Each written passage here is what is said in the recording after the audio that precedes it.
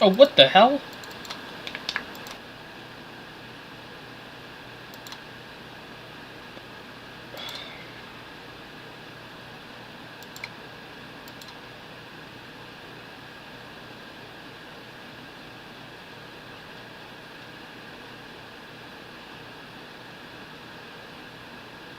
Oh no.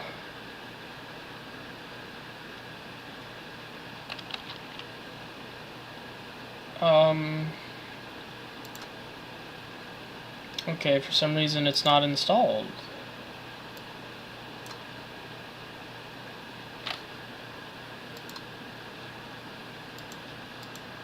Oh no. Well, whatever. I guess the whole point of these streams is to play the Sonic games. Alright, I guess we gotta do this again, even though I did it in a stream 2 years ago now. Well, I guess it's technically not 2 years, it was 1 year ago, but that was in 2023.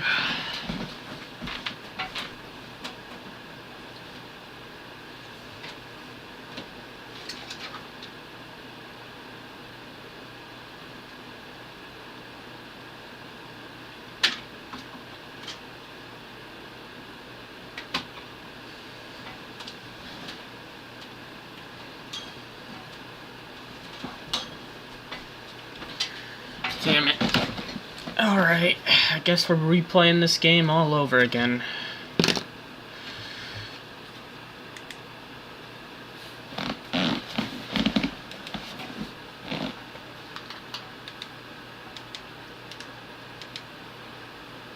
Okay.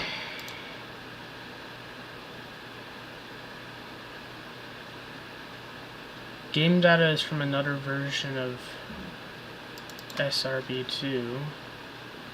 Hold on a second. What's going on here?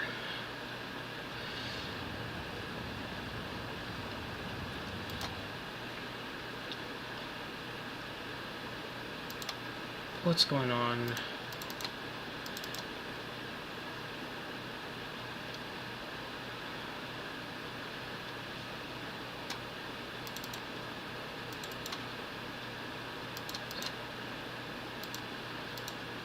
Okay, so users...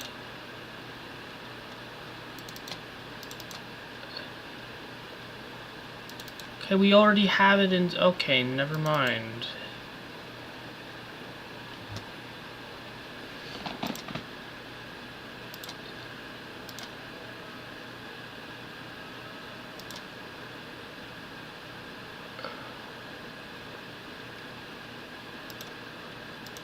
That's not it.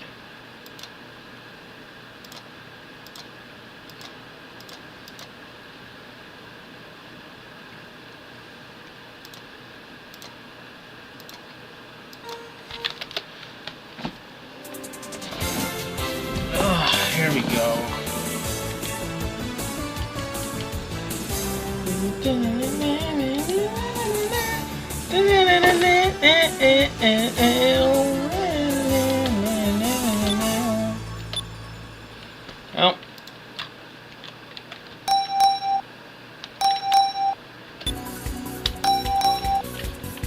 Well, we have everything in here. So I guess we'll start. You know, I already did all the special stages in a stream 2 years ago. So we're not doing those all over again. Hello. Oh, hi. Oh, wait, I forgot to give you the link to the thing. So I decided I'm just gonna skip fucking Superstars. It's like, if I'm not gonna fucking enjoy the game, why should I play, you know? Hello. If it's not fun, why bother? Besides, we already did stream it. We already did stream it, like, last year, so it's like, you know. Yes. It's already on YouTube. I can just add it. Awful. I can just add it to the playlist, even if I rage quit on the fucking trip fight. So I'm just gonna fucking replay this game instead, because it's better. And then we'll play fucking Sonic 3D and 2D, and then we can finally get to Sonic Adventure. Yes, the epitome of the Sonic series. It's been like... But no, overall it's... It's been like, how many years? About... I'm good. I think 2 years. I mean 4 years since I played Adventure 1. I want to say 2 years. Wait, what? Oh yeah. And that's another thing I want to mention as well. It is... No, I was just going to say something. I wanted to bring this up. I find it so insane that out of all the Sonic games out there is a constant debate between Sonic Adventures, like art style, direction, all this sort of shit. You know, because you got the original release, which, you know, was the Dreamcast release, so it's, you know, the polite term. And then you get, you know, the errors or more defined, you know, all that stuff, right? And yet, the argument, as weird as this is going to sound, is that everybody and their mother, like, either says, oh, the DX version is terrible, and, you know, or, oh, this version's better, and, you know, it's like, there's no consensus on that. It's one or the other. Well, I saw the comparisons between the two versions, and, yeah, the DX does not look as, you know, good as the, you know, original. Because they botched. Yeah, there are obvious, like, compromises. Right. There are obvious compromises. I think it's just, what's the word? It's just a case of, like, you got these, like, more simplistic models versus the more, you know, quote-unquote modern models, and that's where the debate mostly comes from, and there is a subtle difference. And I'm talking mostly aesthetically speaking, that you do see it. Like, the adventure model does have a proportion that feels like it, how do I put it? It's like a missing link, basically. The start of modern design, you know, meets with the classic design in the middle, basically. And when you have the DX version, which basically changes the model completely to the more modern look, people, you know, it gets rid of that sort of charm to it, basically. Yeah. Which, again, I'm not too bothered by. I think the big thing is that, you know, I can get it from, like, a nostalgic point of view or even, like, an artistic point of view. It's like, yeah, this is supposed to be the middle point when this is the end of the classic era, this is the start of the modern era, so I get it. People aren't too much of a fan of the sudden visual changes, sure. But again, it's a minor thing at the end of the day, and I don't think a higher fidelity, you know, higher model fidelity necessarily ruins the game's overall tone and aesthetic. Again, at the end of the day, it's the same game, just slightly different designs with a bit more, I would say, continuity, consistency. Yeah. I mean, Sonic Adventure's model for Sonic's actually very close to his Sonic Free sprite, which is something pretty cool. Exactly. Like I said, it's supposed to be like the meeting ground and like the most clear example of the generations meeting. You know, like this is supposed to be the most clear example of like the end of one era, the start of another era. Here we go, essentially. Which again, I'm just trying to figure out. I'm just trying to figure out how to turn super. Okay. When we do that, we're just gonna keep going. Okay, I just turned super. I also do want to. Okay, there you go. I do want to mention this as well. There's another subtle thing I noticed about the game, and that's mostly with Eggman's model and design for Adventure. He's got a pronounced haunch to him, basically. Like if you look at the intro cutscene, right, with the CGI cutscene, where you have the more graphically impressive model, Eggman's body is a much more hunched over look. He looks more heavy set as well. Like it's almost like he doesn't have a neck, essentially. Like his head is sinking into his torso, basically. Yeah. It's an odd design choice, and if you look at like a lot of the things at the time, like the official art and everything, Eggman's sort of like hunched over posture kind of persisted for quite a while until at some point I think Sega just said, okay, we're just going to start giving this look a slight redesign, and that's where we got the more like, you know, he has a neck, he's kind of like heavy set, his shoulders are pronounced, yada yada yada. And I think that's where it just kind of started. And since then, the design's sort of been just kind of pushed forward further and further and further. Yeah. Which again, I don't particularly find it's not really a big issue. I don't think, people should have a problem with it. The only thing I find just impressive is the fact that this design has not changed in almost 20 to 30 years now, and I'm just kind of horrified by this. Really? Well, it's one of those like, oh, when did this come out? Oh no. The sudden dawning horror that half of your life is essentially like gone, and this round motherfucker has not changed at all. Gives you this sort of like existential dread to an extent. Yeah. And to be clear, when I say his design hasn't changed, I'm talking strictly the games. I'm not talking like, animations or anything like that. Well, yeah, of course, because Sonic Boom.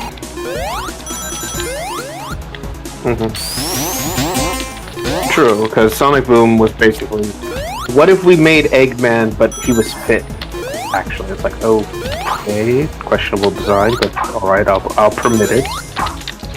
It's not really a villain in Sonic Boom. He's just kind of there. He's just an old man, and then Sonic and his friends interrupt him. It's like, what? That's all he is. Right, and to address one of the commenters here, this is a Sonic fan game. It basically combines the aspects of 3D and 2D into a unique blend. Yeah, well, there's actually a mod for 3D models. I should have got the Genio Sonic mod, because I really like that design. But, actually, after I'm done this, after I'm done this zone, I'll try out that, see if I can install it. Because I've been installing all the Genio Sonic mods for the, things. Okay. This game's very moddable. Well, yeah, again, that's the beauty of pixel games. You can really get away with a lot, unlike with 3D games, where it's like, okay, I gotta build a whole new model, and then I gotta work the engine, and then I gotta do this, and oh god, I've broken everything. What have I done? Yeah. But yeah, to bring it back to Boom Eggman for a second, he's closer to Bowser in that sense, where he's evil, he's causing problems, he's generally a nuisance. But at the end of the day, that's all he is. He's not there to he's not really menacing or threatening, or half of the schemes he hatches are just purely, I'm just doing this to be very, very petty, / I'm just doing this to be annoying, because vague villainous reasons. And that's really what it just kind of boils down to. I don't think it's fair to call Eggman a villain in this. He's just a nuisance. He's a grumpy old man who's just causing shit because he can. Well, he just wants to turn the island into an amusement park because it looks like shit. Like I don't blame him. He's trying to make improvements, and these idiot villagers are doing nothing. Like, seriously. What would be lost if he built Eggman Land on that island? Nothing. You have tourist attractions, which means more profit for the island. You got more resources coming in. These idiots keep trying to stop all his plans. And that's exactly why, at the end of Sonic Boom, the volcano exploded and killed everyone but Eggman. And I say but Eggman because everyone else died. Because Eggman did... That's the end of the series, yes. He's just on the his ironically inactive volcano island, just watching this going like, wow, sucks to suck. But yeah, I'll also give it this. Mike Pollock absolutely, you could tell he was having fun with this role, just running with the comedic timing with a lot of it. I think by far my favorite gag from that whole thing is just a brief moment where he blows up a Sonic dummy, thinking it's the real thing, and just kind of gets out a speech he's prepared, and then says, quote, "And now, here I stand, a head full of hair. Wow, when did I write this?" just it's just the comedic idea of like you had hair once. But yes, overall, like I said, not really a villain, just kind of a nuisance in the series. And again, it kind of reflects in his design as well, which is kind of sad because, again, I think we've talked about this enough before, but it bears repeating. Big Red Button planned to do something with Sonic Boom. They wanted to do something interesting. Sega said, no, you need to keep it, like, consistent, even though we're asking you to change this fucking thing. Here we go. And one of the big things was supposed to be the degradation of Eggman and Sonic's relationship from friends to rivals. And even played into the idea of like giving a young version of Eggman a spin. Which the design wasn't bad, it was interesting as a concept. Kind of like crazy hair, goggles for eyes, that sort of thing. And then to compare it to what he becomes later, it's sort of like a compare and contrast aspect. But again, Sega famously said, no, you can't do that, because what if we want to do an origin story for Eggman? I'm like, you could still do that! Nobody's telling you can't! Motherfucker. Again, I think that's the most petty thing. It's like, no, you can't do this because we're afraid you'll do something better than us. It's like, Jesus fucking Christ, man. Can we not? It's one of those things. Again, it just irks me to no end. And again, that's saying something. Ironically, though, I also do need to mention this as well. I do find it hilarious that some of these episodes for the series were, in fact, written by Ian. And I heard that they were the least rated episodes. They were. And this was because, well, a big thing at the time is that the Sonic Boom series also had a comic line. And the idea for the comic line, and I think this was part of the Archieverse to some degree. Yeah, sorry, it was. The idea was that the episodes would come out and the comics were supposed to act as sort of like stories that couldn't be told on the TV or it would take too long. So there was supposed to be some sort of like overarching story on the background, basically. So you had the more Saturday morning type, silly sort of like, oh, here's this quirky adventure, and then in the background you would have the comics, which would try to like have a cohesive narrative. But when I say cohesive narrative, I'm talking like the most loosest fucking like wording for that possible, basically. And it just didn't wind up going anywhere because it wasn't well written. Nobody really liked it. It was taking away from the Archie stories at the time, and people were like, "Yeah, no, we're not going with this." And one of the big things was, again, Ian was trying to heavily push his Son Amy stuff. He was trying to push a lot of this stupid shit. And when he was on the episode, he basically tried to inject more serious plots and stories into them, specifically to then kind of retroactively affect the comic and this sort of bullshit, including introducing Son Amy again, and instead of keeping it as the joke that the series was doing up until that point, tried to make it a serious thing in the show, and it just didn't work. It was the word a lot of people used was either tasteless or it just wasn't interesting, and that's saying a lot. I do mean a lot. So essentially, when the Sonic Boom TV series was coming to its end, because again, it was fine for what it was, but it wasn't that popular like Sat AM or anything like that. It was very much a Saturday morning cartoon that you flip on when you have the opportunity to watch it, and just general stuff like that. So as a result,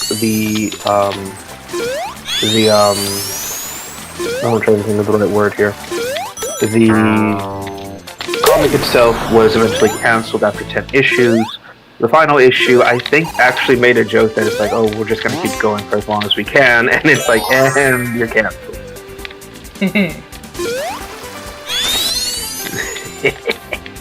Still, like I said, for what it's worth, it wasn't too out there, and frankly, I feel like, again, Boom did what it was supposed to, which was just these, lighthearted fun, wasn't really serious. Eggman's whole shtick was fine. There was some decent jokes, a lot of meme potential, and that was it. There was nothing else that needed to happen with that show, and I think it's one of those rare instances where we can just say collectively, yeah, we can just leave it as it is in the background, you know? Mm-hmm. So how the hell do you use this controls? I have no idea. I've never played this before. Okay. But yeah. Other than that, like I said, going back to the designs of the character for Eggman and everybody else, it's just, again, so fucking weird that we see all this, and nothing's really changed with the Sonic cast. I think the only time we've seen any sort of change to the designs has to be with the Sonic Riders games, now that I think about it. And even then, that's not a drastic redesign.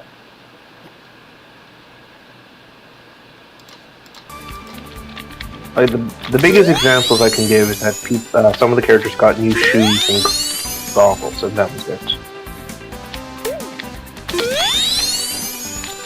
As we know, wardrobe changes does not a new character make. Though, ironically, they did try to redesign Sonic & Co. Actually, let me rephrase that. There was an attempt to make Sonic Riders stand out compared to... Oh, by the way, this model looks quite impressive. It's animated quite well, too. Yeah, I can't find out how to use the bullet dash, so I guess I won't use it. And also, you can't save with the mods for some reason. I don't know why that is. It's probably overriding the save function. Oh, it's weird. It can happen, especially if the coding is a bit weird, but you would have to consult someone who knows more about coding than I do. I just know the absolute basics, and I'm gonna leave it at that. But yes, to bring it back to Sonic Riders, there was an attempt to redesign the characters slightly. One of the big aesthetics they wanted to do is that because Sonic Riders was supposed to influence new anime, they basically took the opportunity to start doing a more stylized approach on Sonic and all the other characters. So they would have what a lot of people rather comedically call Gumby or stretchy lips. And this was because with the animations, the characters would kind of have a bit of squash and stretch to emphasize, the speed, the motion, the general reaction time, yada yada yada. And for a while, this was basically set to take be the dominant design. But Riders didn't do as well as Sega had hoped, and so that kind of put an end to that idea. And at the time, the Sonic OVA, the Sonic anime, Sonic X was basically already overtaking the place. So essentially, this was kind of like put to the wayside and never really completed. That's why in the next game, the designs kind of went back to normal, essentially, minus the more stylized shoes, headgear, everything like that. Even if you look at their arms and legs, you notice that the Gumby sort of stretchy design isn't as prominent. Yeah. Which is, again, kind of a shame. It did show that they had some idea for, how the characters would go and react, but again, at the same time, I don't think the franchise would have survived this weird shift into a more, for lack of a better term, One Piece approach. Yeah. Hey, it's Junio Sonic, people are saying in the chat. Yes, this is a mod that changes the base Sonic model to the Junio. And I think it worked kind of well. It's weird to see this in motion. And I mean this in a good way, where, everything else is kind of static, everything else is kind of set on a 3D plane, and yet you got this little hand-drawn, animated little goober going around the place, hitting things, bouncing around, and not really breaking the animation seamless, if you turn, if you jump, if you rev up or anything like that, it all kind of flows naturally into one another. I'm trying to find the emeralds. Okay. Which again, I think is kind of a shame because I think there could be an interesting game done with this sort of approach, where it's a 3D sort of pixel game, but the main character and like maybe the enemies are hand drawn like this. Yeah, just like the Mania team wanted. Sega. Yeah. Just casually calling out. You fuckbirds. Instead we got Superstars, and then they want to blame Classic Sonic. And maybe it's because of the game they made, not Classic Sonic. Yes, this game was absolutely god-awful. There's a reason we're skipping it and just going straight in. Yeah. Just going straight to this. Because it is complete AIDS. And I'm not afraid to say it.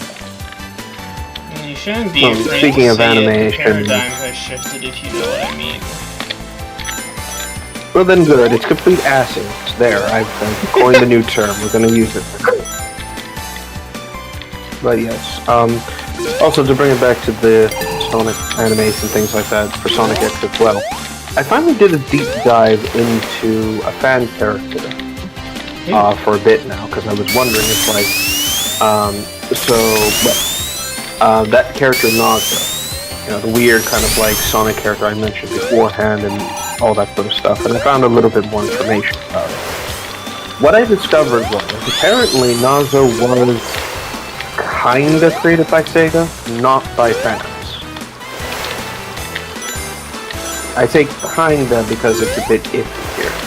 Basically, in the early stages of the Sonic X anime being created and coming out, basically, Sega was doing a lot of promotional stuff, and there was a lot of prototype stuff being conceptualized for this as well. And one of the big things is that for this anime in particular, Sonic was supposed to get a new super form. And so they experimented with a pure silver Sonic design with upturned quills and these weird back spikes that extend out towards the shoulders. And for a while, people kind of latched on to the character concept. They were curious. They wanted to learn more about this Naga. Where did he come from? What was he? Was he going to be a new character? Again, keep in mind this is like 2008, 2008 era sort of stuff. So there was a lot of the information at the time was kind of sparse, even for the internet standards. And so for a while, nobody really knew what was going on with this kind of character. Interviews with the animation team, the creator, directors, everything like that, only got back bits and pieces, and it was only recently revealed that this design was never really officially going to be a thing. It was strictly a prototype, and a prototype he remained to test this concept. That didn't stop the fans from kind of lashing onto Naga, and then over time, shit just got a bit crazy. So, as I haven't mentioned it before, so I'll probably mention it now. This led into the creation of that Flash movie called Naga Unleashed, which was basically one guy's pet project to give Naga a character. And since then, this background story for him, the concept that Naga is supposed to be essentially the negative embodiment of pure Chaos Emerald energy, just given new life and form, is basically what a lot of people know him as, essentially. This also led into fan spin-offs and things like that. Apparently some early attempts to continue the story, prototype concepts, story designs. There are many forms this character has been given over the years, some official by the creator, some basically fan concepts. There's a cyborg form, a regular form, enhanced, perfected, yada yada. Unfortunately, only recently, I should mention, the creator for Naga Unleashed, actually let me Google this name real quick, because I want to give proper credit to where it's due. Let me see here. Yes, again, unlike some people out there, I actually bothered to try and pull up this information, not just talk out of my ass. Yeah.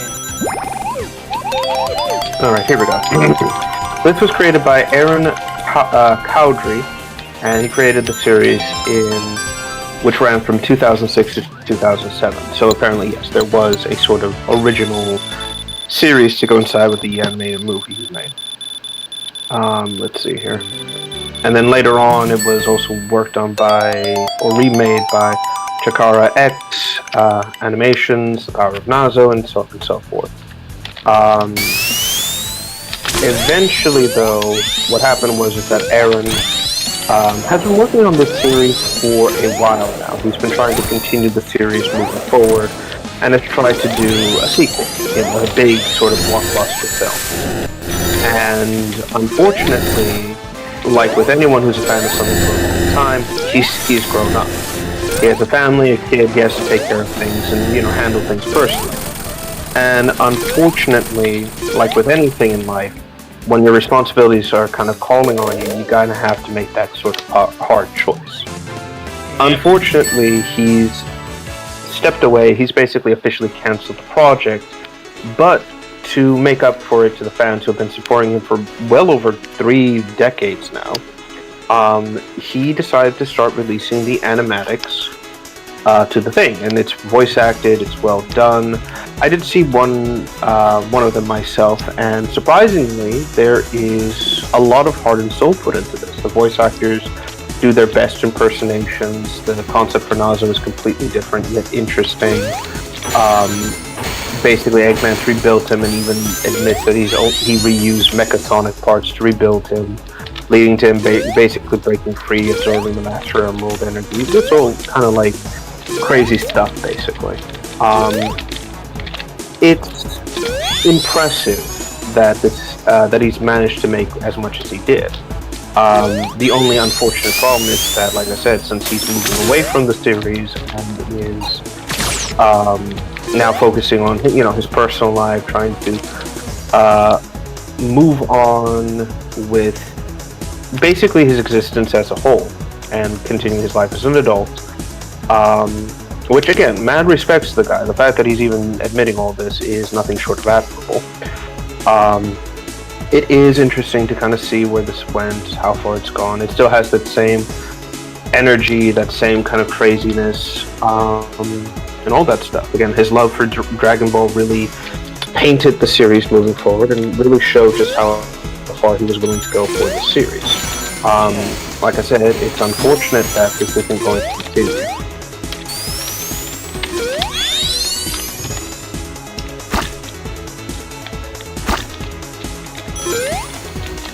Let me see here.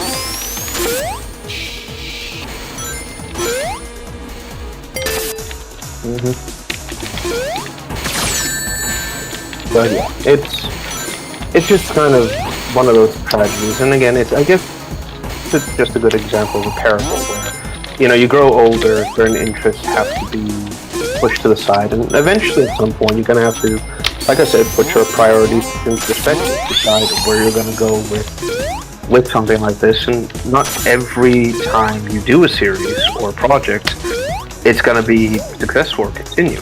I'm not calling this a failure. I'm not saying he's done something wrong or he owed something to his audience. It's like, no, he owed nothing to anyone.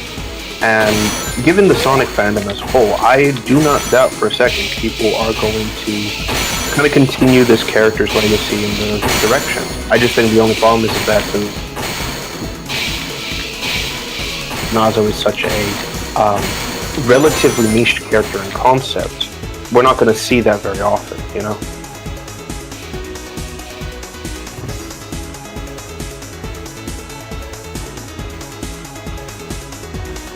that's just saying, what's the word?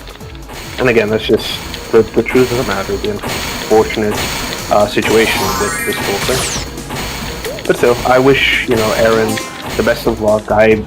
I have no doubt that whatever he puts himself to, if Nazo is anything to go off of, he will give his absolute best to continue, and he will succeed. And I wish him nothing but the best. Yeah. Same. Yeah, which is unfortunately more than I can say for half the creatives out there who basically go like, "Oh, I want to do this. I'm going to blame everybody for my shortcomings."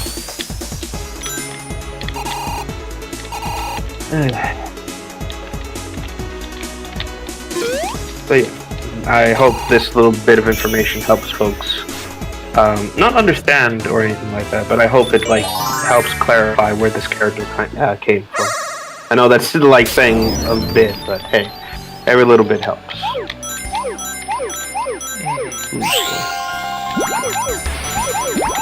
Also, I have more quote-unquote good news.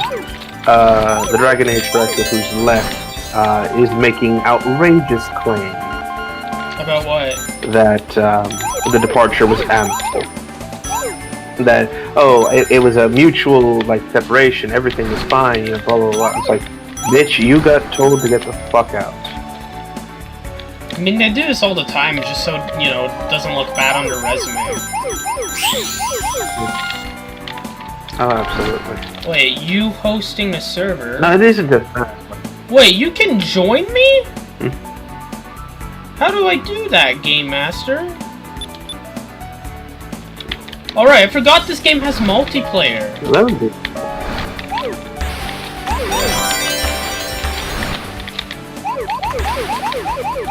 He joins in and is just playing like Surge's like, I'm just gonna start beating the fuck out. Oh no!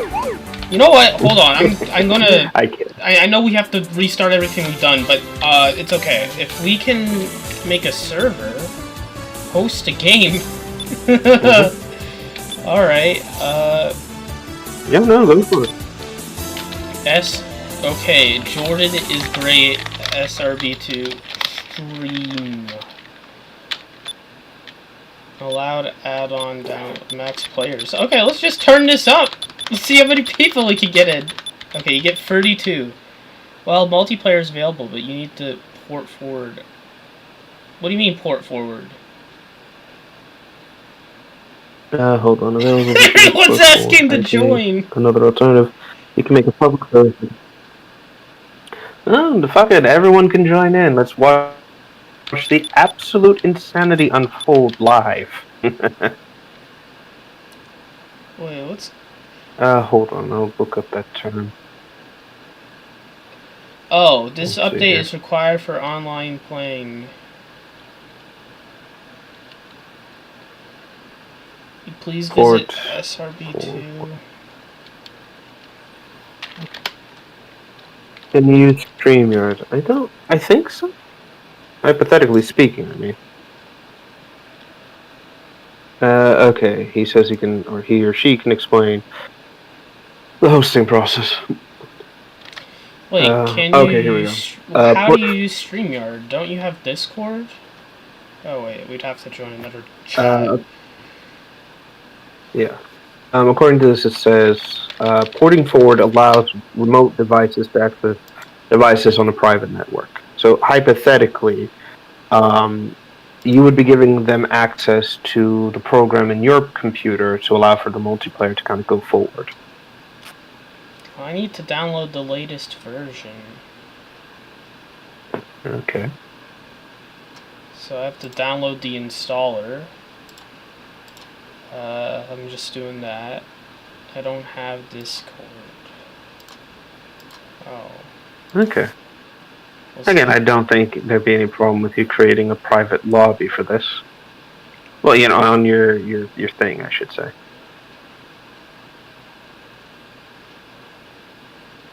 Well, now it's installing the latest version. It's just saying that it's going to take 4 minutes.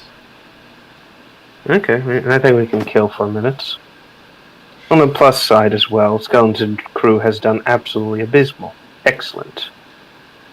And chalk that up to another win. Okay. Yay. Again, more people... Again, it'd be nice if people would understand that what made this franchise great was actual interesting stories and creative concepts, not bullshit. Or trying to essentially make the, what's it called? The space equivalent of the Goonies. God, I'm dating myself once again. Yeah. Well, I just installed the Junio Sonic mod, Boing Doing. I mean, Boing... Did I say that right? Well, it's... Boing Doing.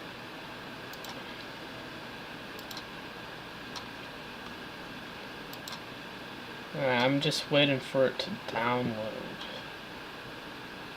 Okay.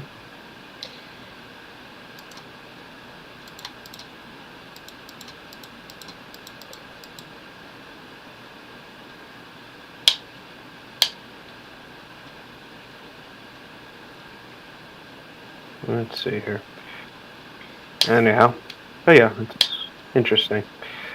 Sorry, I'm still just looking at some reports and information here, looking at these absurd dumbasses.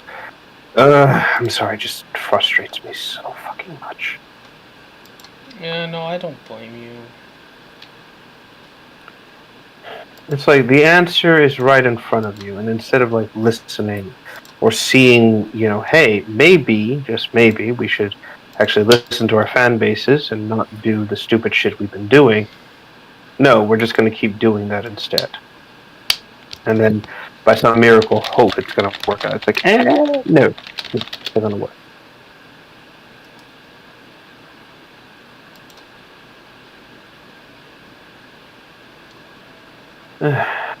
Just, you know what I mean. Just frustrating to say the least.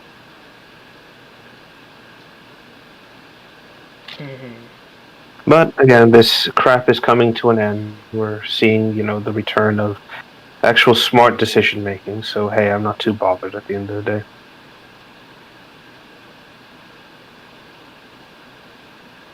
And again, I mean that in the most direct method, I should say. Oh. Mm-hmm. Oh, his Game Master says he can't even join because he's not on. Well, I only have 4 versions past. So if it's a server, I don't think you can get Chaos Emeralds. Okay, I see. That's a shame. But I say that and I don't mean that as in like a dick way. I mean like it's a shame because again, shit always happens.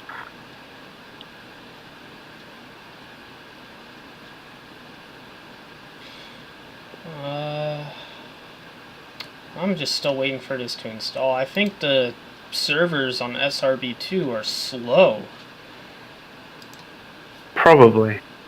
And I'm not saying that as a dick move. I'm just saying it more in a general sense because let's face it, while this game is interesting, it doesn't exactly have a lot of support as per se.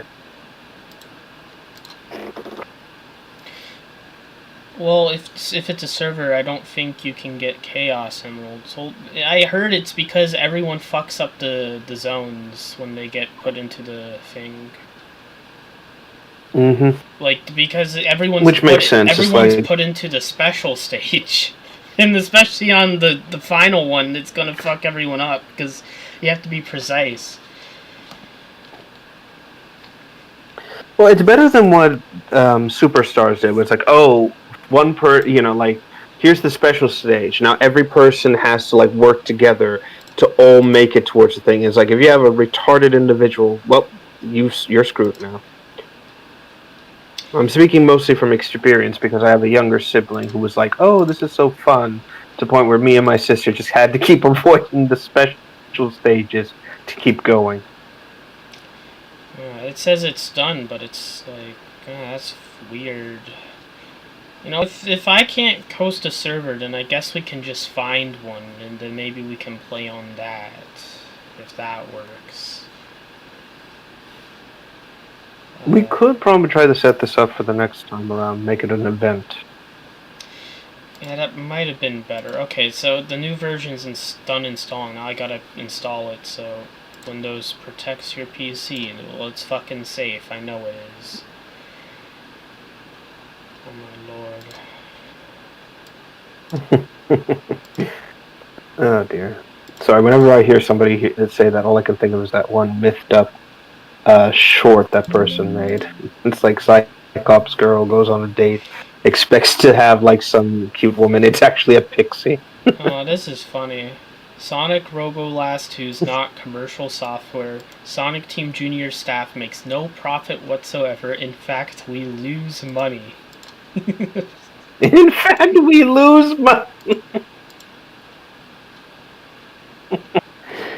Maybe better to hold off and do it. Yeah, exactly. I agree.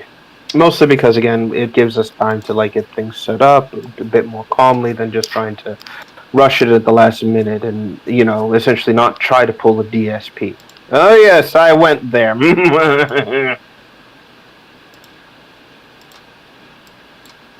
Still glad he's suffering.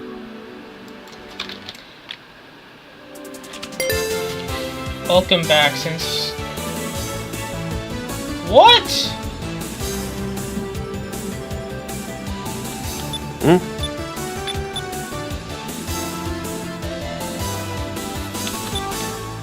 Oh, I like the old behavior. Okay, for some reason my damn game is on my is messed up on my screen. Video options, screen resolution. How do you get? That's another issue. Again, whenever you try to make these changes, the game's always allowed to be like, "Oh, we'll just reset the defaults." Like, motherfucker. Do I at least have? Okay, I do. Alright. Like as he said, keep it. Well, the only problem now is I'd have to, because you can't save if you have. Well, actually, I'd have to look this up because it says you can't save if you have mods, and I'd have to. You know what? Fuck this. We're just gonna. All right, I played enough with the Genio Sonic. We'll just go back to Techno Hill Act 2 and just play from here. Oh, hey, the game's actually running a whole lot smoother now. Oh. Perfect. Let's see. Right, other than that, I'm just gonna take a look at a few other Sonic things here. Let's see. Alright, so the film's done. Oh, actually, let's check the film grossing. I want to check something. For what? I want to compare how much this movie has dominated compared to another. Oh, okay. Let's see. As of right now, let's see. Now I need to also check the other one real quick.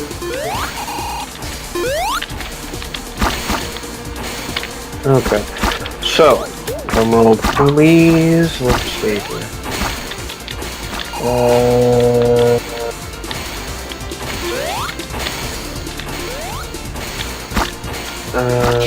Wow, I just love this. I'm trying to find the box office numbers specifically for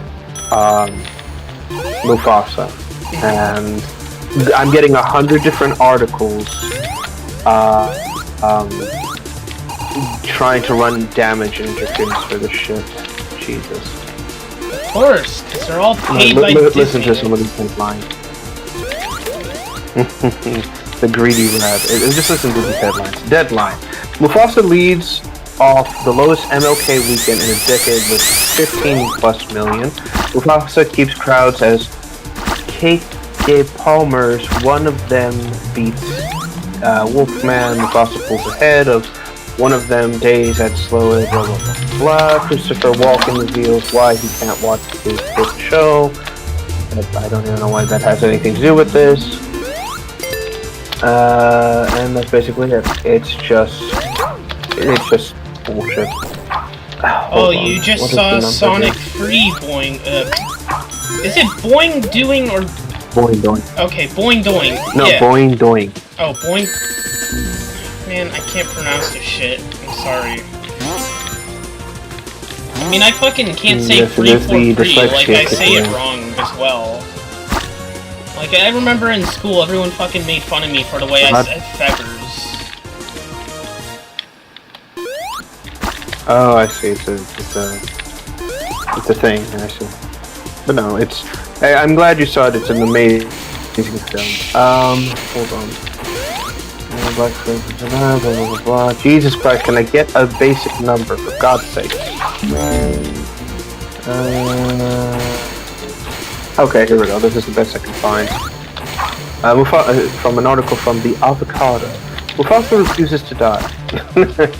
Yes. So as of right now, the Sonic 3 film has grossed $419.4 million worldwide, surpassing its predecessor's $405 million total box office. So it's not only succeeded its predecessor, it has succeeded by a decent amount. Not like a huge amount, but an impressive amount. While Mufasa sits at 209 million as of this moment.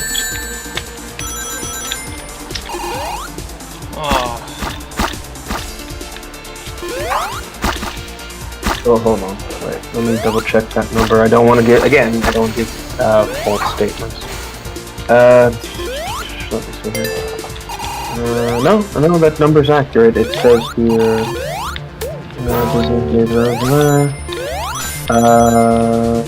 Saturday, Sunday, Monday.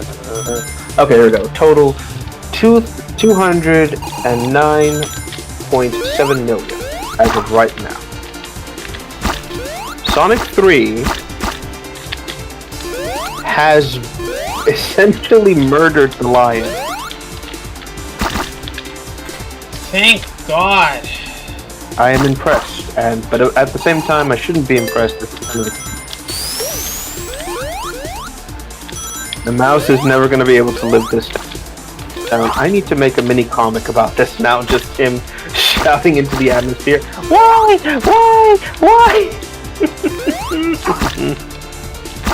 Hold on. So Boindoin asks, have you guys tried the modern Sonic 5 add-on? No. I have not. Okay, oh, there's your answer. I don't know what that is. Okay, fair enough. I guess it changes this version of Sonic to the more modern Sonic, or maybe changes the controls. Yeah. Based on interpretation.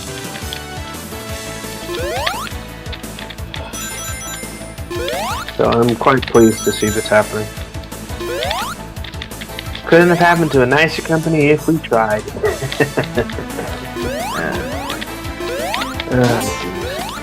Again, it kind of goes to show that people just want to see good fucking films and not bullshit. Oh yeah, no one wants to see some lion get cocked. Quite literally, in fact. People want to see a story about a little girl getting killed. I want to see Maria getting 360 no-scope. Just some random demonstrators like, hey, watch me do this. Okay, he says it just like adds Sonic Generations Sonic into SRB. Okay, so yeah, it is. It's just a palette swap thing. Anyway. Well, they'll probably add more abilities. So also probably. Hold on. I need to readjust myself in this chair. Oof. Again, not too bothered by that observation, and frankly, I'm just glad to see that this... Like, I'm just so happy right now. This has been a complete smash success from the word jump. Well, of course, it's Shadow. He's the second most popular character in the canon. You see what I did there? You see what I did there? Yes, I did. So someone's asking me a text about my house. I just need to respond real quick.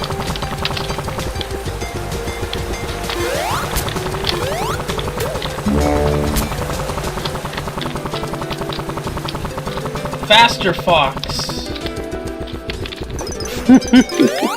Oh yeah, and it also adds boost. Okay, there we go. So it's a pilot swap and a move increaser. I'm fine with that. You know, oddly enough, there's been an odd question on my mind as of recently. What?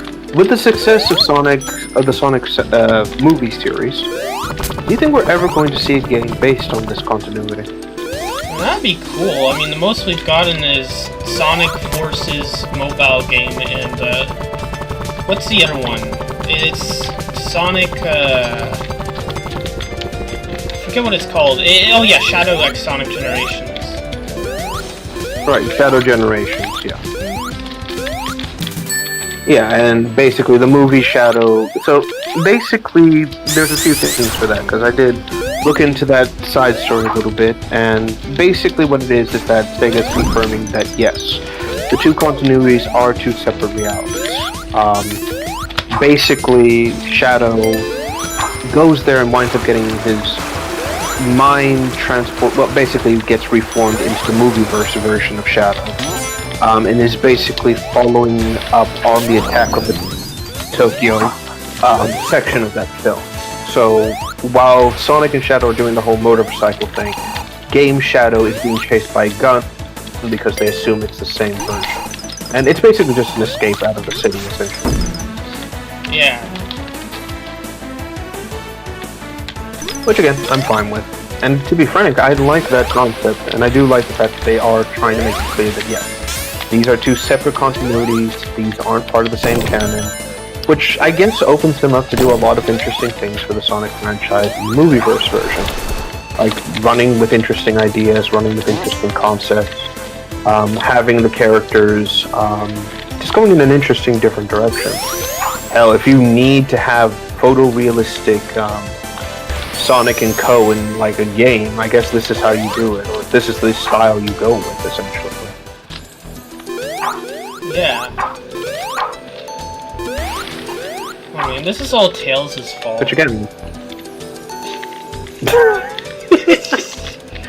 okay. Oh my god, look what you've done, Tails!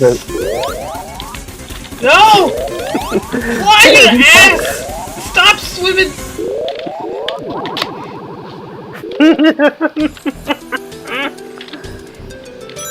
Tails gets Sonic killed. More news at 11.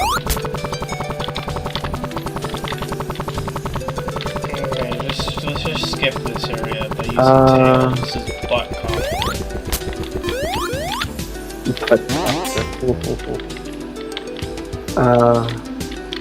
Okay, Boing Boing says, they say they want to add Big into the fourth movie. I would like that. It'd be interesting to see Big kind of interacting in the... I don't think he's going to be an actual character. I think... Do you remember the rumors when they said Big and Amy would have been in this film? Like, they were talking about that. Yes, right. I guess this was back when the film was still being shot on location. Hold on, let me see. Again, I think they... If I remember correctly, the idea was that they were supposed to have some sort of role in the film, but some of it got removed. I'm guessing Big was supposed to be a cameo for the third film in some way, shape, or form, kind of like he is in the games. And then Amy's scene, I guess, got reintroduced at the ending instead of somewhere in the middle of the film. Yeah. Which, frankly, I think was a smart idea. Well, yeah, it's just like you know, I feel like people don't understand. If you have so many characters at once, it's going to be too confusing for a 1 hour movie. Like 1 hour and 30 minutes. I mean. Oh, absolutely.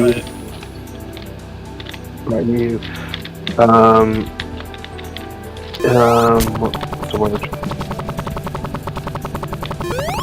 I'm trying to think of the right word here. You just don't give a lot of characters the opportunity to actually, like, progress and change and basically grow. When you do that, too many characters in one place causes a lot of problems. Again, as much as we give shit for the MCU, at least it is a smart thing of like, hey, we're going to introduce these characters into these films slowly so the audience gets a chance to like get acclimatized with them all. Yeah. The only downside is that, again, I think we're gonna reach a point of critical mass because, let's face it, all the Sonic cast will, at some point, I'm willing to appear in these films. Yeah, I mean, you have Shadow, like, what are they gonna do with Shadow in this? Like, especially if they're going for... I don't know, they don't have Rouge or Omega, so I can't see them doing a Heroes plot. Like that's the thing. I see people saying Sonic Heroes, but it's like... They don't have, like, half of the characters. They don't have the Chaotix. They could have introduced them in the Knuckles show, but, you know, they probably didn't have the budget for it, because they have to spend it on getting all the licensed music.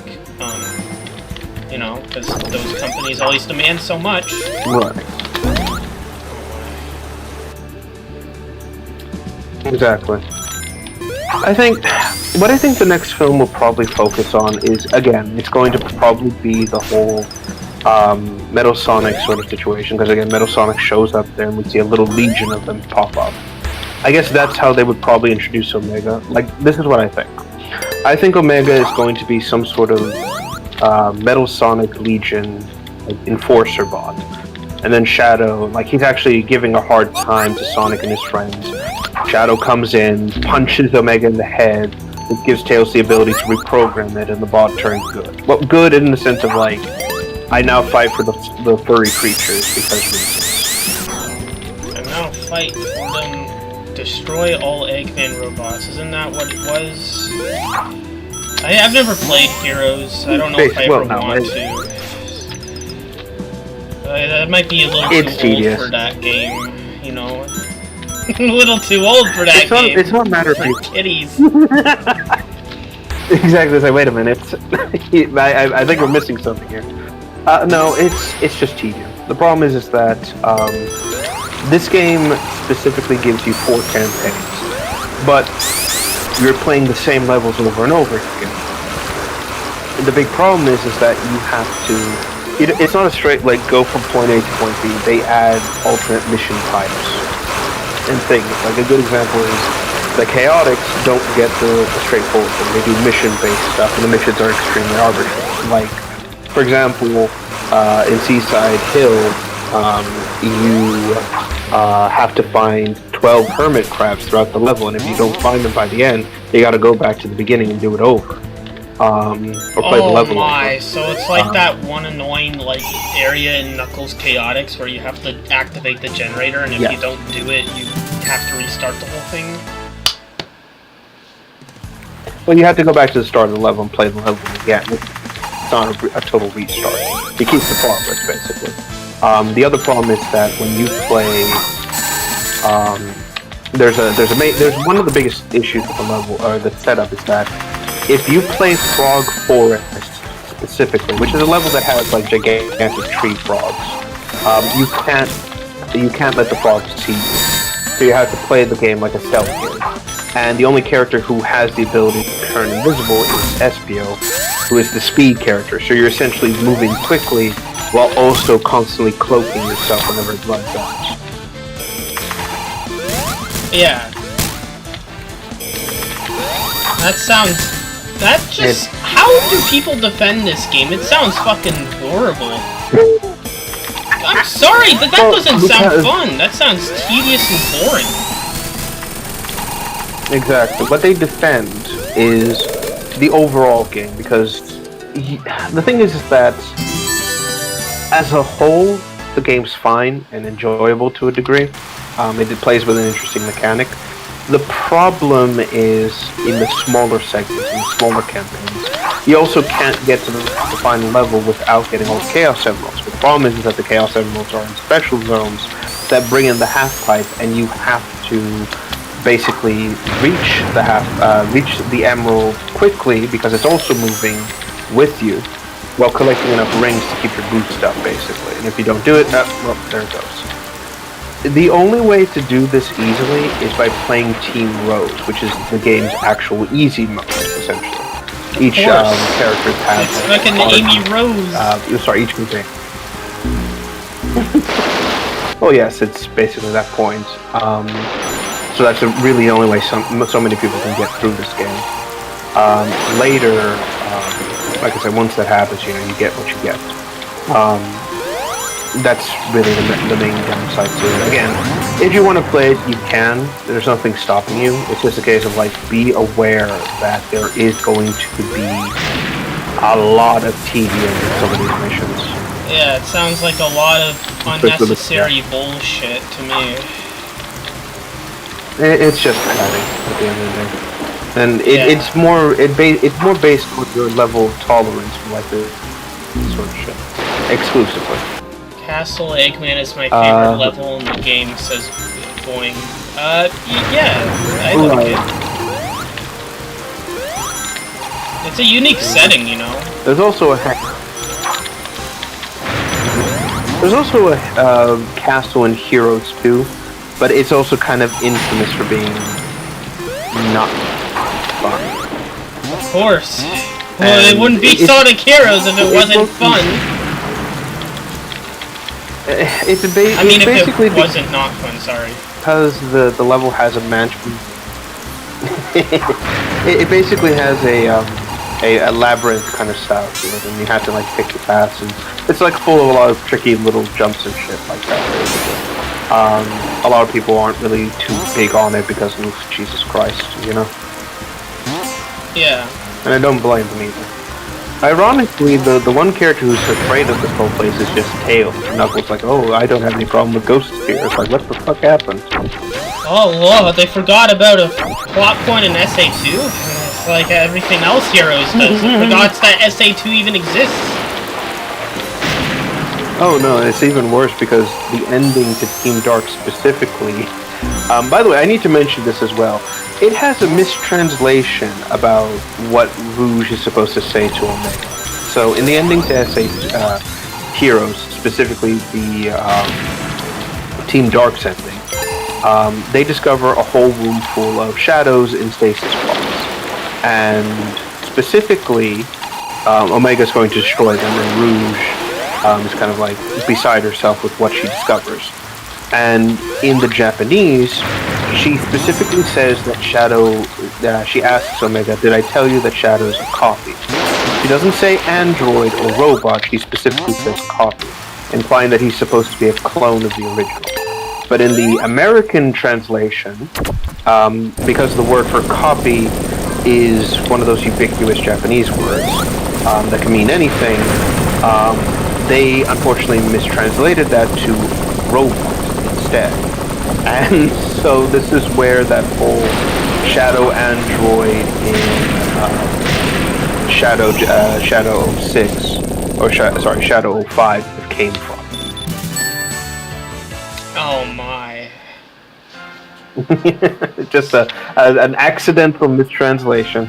Gotta love it. Seems like that's happened. Like, I remember the taking candy from a baby thing was a mistranslation too. Because apparently Shadow was, like, supposed to say that, like, this is as easy as, like, doing that, but what he meant that he's fine with it being that easy, I think. I don't think he actually is, like, fine with taking candy from a baby, you know? Exactly. I can see the line, because it's one of those lines that's like, this doesn't make sense in the English language. But it makes sense when you, like, recontextualize the words, because it's supposed to be, this is like taking candy from babies. It's that easy, basically. Yeah. It's the same with that whole bit with Sonic saying, we're going to the Ark, which is, I guess that means we're going to. It's supposed to be more of a case of like, oh, you know, we're heading out there, as in like, my friends and I, but I guess that also means you and I are heading to, as in by Shadow's coming along, basically. Again, you gotta love it when you're given one job and you fuck it up this badly. It's like, I think I fucked this up. Yeah, it's been the cause of so many issues.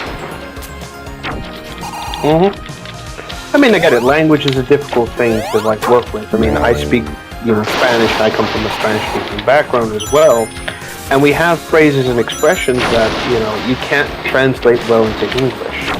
Like, for example, if someone has, like, if you misspeak something, we have a phrase for it specifically, but there's no English equivalent, so we have to say, oh, you've misspoken, basically. In Shadow like, for 05, example, Turkish, like... Oh, wait. In Shadow 05, in the Super Shadow boss fight, if you're in the boss around 10 minutes, I think you can hear Eggman say Shadow is real, the original Shadow. Yeah, that is true. Yes, and that was added in post, specifically because, well, let me rephrase it. That was added in specifically because the entire production for Shadow 05 was all over the place, basically. And Sega wasn't comfortable with the idea of just having Shadow or a copy or anything like that. So this line was specifically added in to basically assuade people who are fans of Shadow that, hey, you don't need to worry, this fuck isn't a robot, or he's not a clone, it's the original, he's back to life, basically. Personally, I think having Shadow be a clone, a replication of the original, would have been more interesting for his character. Maybe. Well, think about it. His story would essentially have to be him figuring out, like, who I am, and either acting like what Shadow would have done, or following his own path. And that would have brought up some interesting parallels between what we saw in SA2 versus what we see with Shadow moving forward, basically. Like, oh yeah, he was a loner and everything, but I'm doing things slightly differently. Like, he was a bit more brutal, but I'm being a bit more less brutal, but you know, yada yada yada, basically. Yeah. Yeah, I mean, there's potential there for a story. I just personally don't mind it particularly. Beyond that, the only other things I really think on is, let's think. Now, again, aside from mistranslations for Shadow 5 and anything like that, 06, I think at some point, now I could be wrong, because I know that 06 had to go through rewrites, but there was something along the lines of it trying to imply that the Shadow we see in this wasn't supposed to be created by G-Wen, it was supposed to be by Gerald, who was supposed to be created by G-Wen or something like that, and why he's working with them. But this is part of like the early script, and that was just cut after it was found that it's like, oh, that doesn't make much sense. Well, yeah, they don't really have access to the, you know, Shadow, so... 06 was so many issues with that fucking game. Do you think a silver game would happen? No. Sega hates anything to do with 06. Like, that's why we don't get, like... That's why we haven't had adventure gameplay in a while, because they've been scared of it, because it was in 06. Like, and this is why Shadow's characterized the way he is, because he was characterized good in 06, but since Sega's allergic to 06, they, just, you know, ignore it. Right. I think, plus gameplay-wise, it would probably be the same as 06, where basically a lot of Silver's powers would just be running and grabbing enemies and throwing them around, which, again, it's nothing, there's nothing bad with that. It's just a case of, what's the word? It's just you would have to refine that and make it in such a way where you can actually, like, have fun with it, you know? Like, kind of like what Psychonauts does with some of its abilities. I mean, if they want, they could include, like, Sonic CD, like, elements, or, like, the time travel stuff. Like, that would be cool. Oh, absolutely. Oh, absolutely. I just think the problem is that I don't think they want to take the limelight away from Sonic as being a hero, which, unfortunately, has been kind of the case for years. It's one of those bigger problems. Yeah, it's just like they're afraid of taking risks.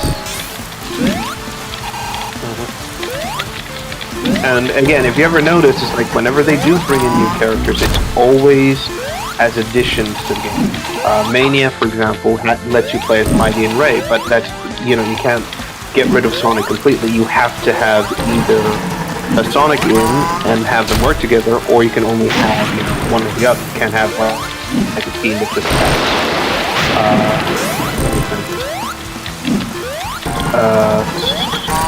I'm trying to think of the right word here. Oh shit. So, you know, you got all that going on, you got these characters just being a pain in the ass, essentially. And again, it's just Sega not wanting to, as you said, not wanting to take risks, or at least not getting rid of Sonic completely. I think, again, I've said this before, if it was relegated to a spin-off game, something that was like, I don't know, let's say Tails is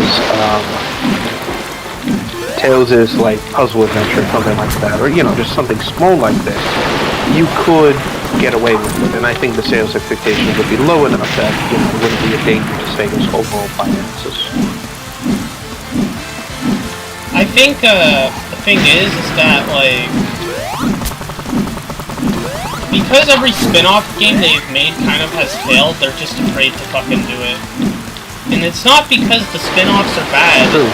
It's because it's poor execution. It's not like the concept. It's just they don't know how to do it. Exactly. And I guess this is also a problem with like when you try to outsource and change and keep characters consistent. It's like, teams strict to what you have. You know, it doesn't work. It's just too easy to. I'm trying to think of the right word here. Bear with me a moment. I had it.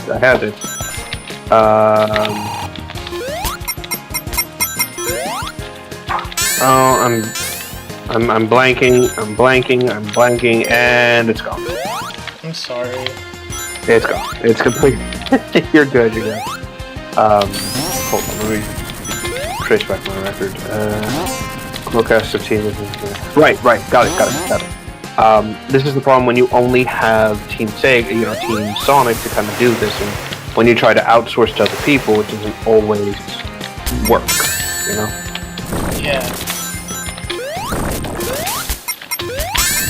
Like, again, you can, if you hire, like, a studio who's super good with platformers and things like that, you don't hire them to do a first-person shooter. Vice versa, you don't hire a first-person shooter team to handle, like, a third-person platformer. It's not going to work. Yeah. Again, Sega's so allergic to outsourcing that they rarely, if ever, take that financial risk, which, again, I get it. Why spend more money outsourcing to another group when you have studios in office to handle this?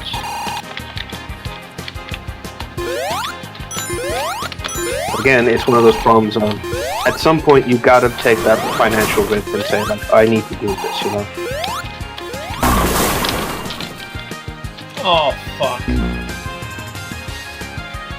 I can't believe you've done this. I'm sorry, every time I hear that, that's all I can think of.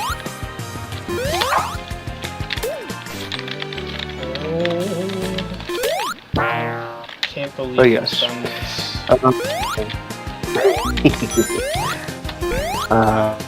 But yes. Beyond that, like I said, it's just a frustration problem, and while I enjoyed this franchise, it's difficult to be optimistic about this blue box. Yes, that's how I feel. It's like, I feel the same way. I try to be like pessimistic at this point, because I got all my hopes up like 3 years ago, and I kept being disappointed, so, I know it's probably not going to have anything interesting unless it's fan-made. That's why I'm playing a fan game right now, because this was like released in 2019, exactly. And it was like the only because again, with fan games, classic Sonic game. This is the only fucking game we had for Sonic in fucking 2019, by the way, because there's such a content drought. There were less games. Well, like I said, when the fans do this, the fans are oftentimes the one who can really get things like out there. Boyne says, I knew Sonic Riders would be cool, but with the Xbox Connect Riders games being so bad, I don't see them making a new one. Yeah. Yeah, you're not wrong. I mean, I'm not counting Team Sonic Racing and all that stuff, because that was fine, and then you had Sonic and Sega All-Stars Transformed, which was like, this was just, oh, we're just gonna invite a lot of other IPs, and it's like, why the fuck is Heavy from Team Fortress here? What the fuck is going on? Hey, that was right. I'm not joking. I know. That's what's so funny. It's like, Heavy, I am here to race and eat sandwich. And I'm all out of sandwich. Oh, that's a missed up. Oh, right, and they also included the Yogscast sign. Which, unfortunately, Simon was pretty much hated for that game because he was very annoying. I'm like, oh, I like him. Oh well. Let me see. But yeah, no, I think the thing is that you could probably get another Riders game. Or Sega could. It's just they would probably try to copy Mario Kart again. or look at the racing games they've already done and go like, oh no, we're not going to take that risk again. Ugh. Again, just absolutely batshit insane. Yeah. Like I said, I think the best thing to do, the best way to go about this is just let the fans handle it, let them create what they can, because again, you get gems like this, and we can kind of move on with our life. Actually, hold on. I want to check something.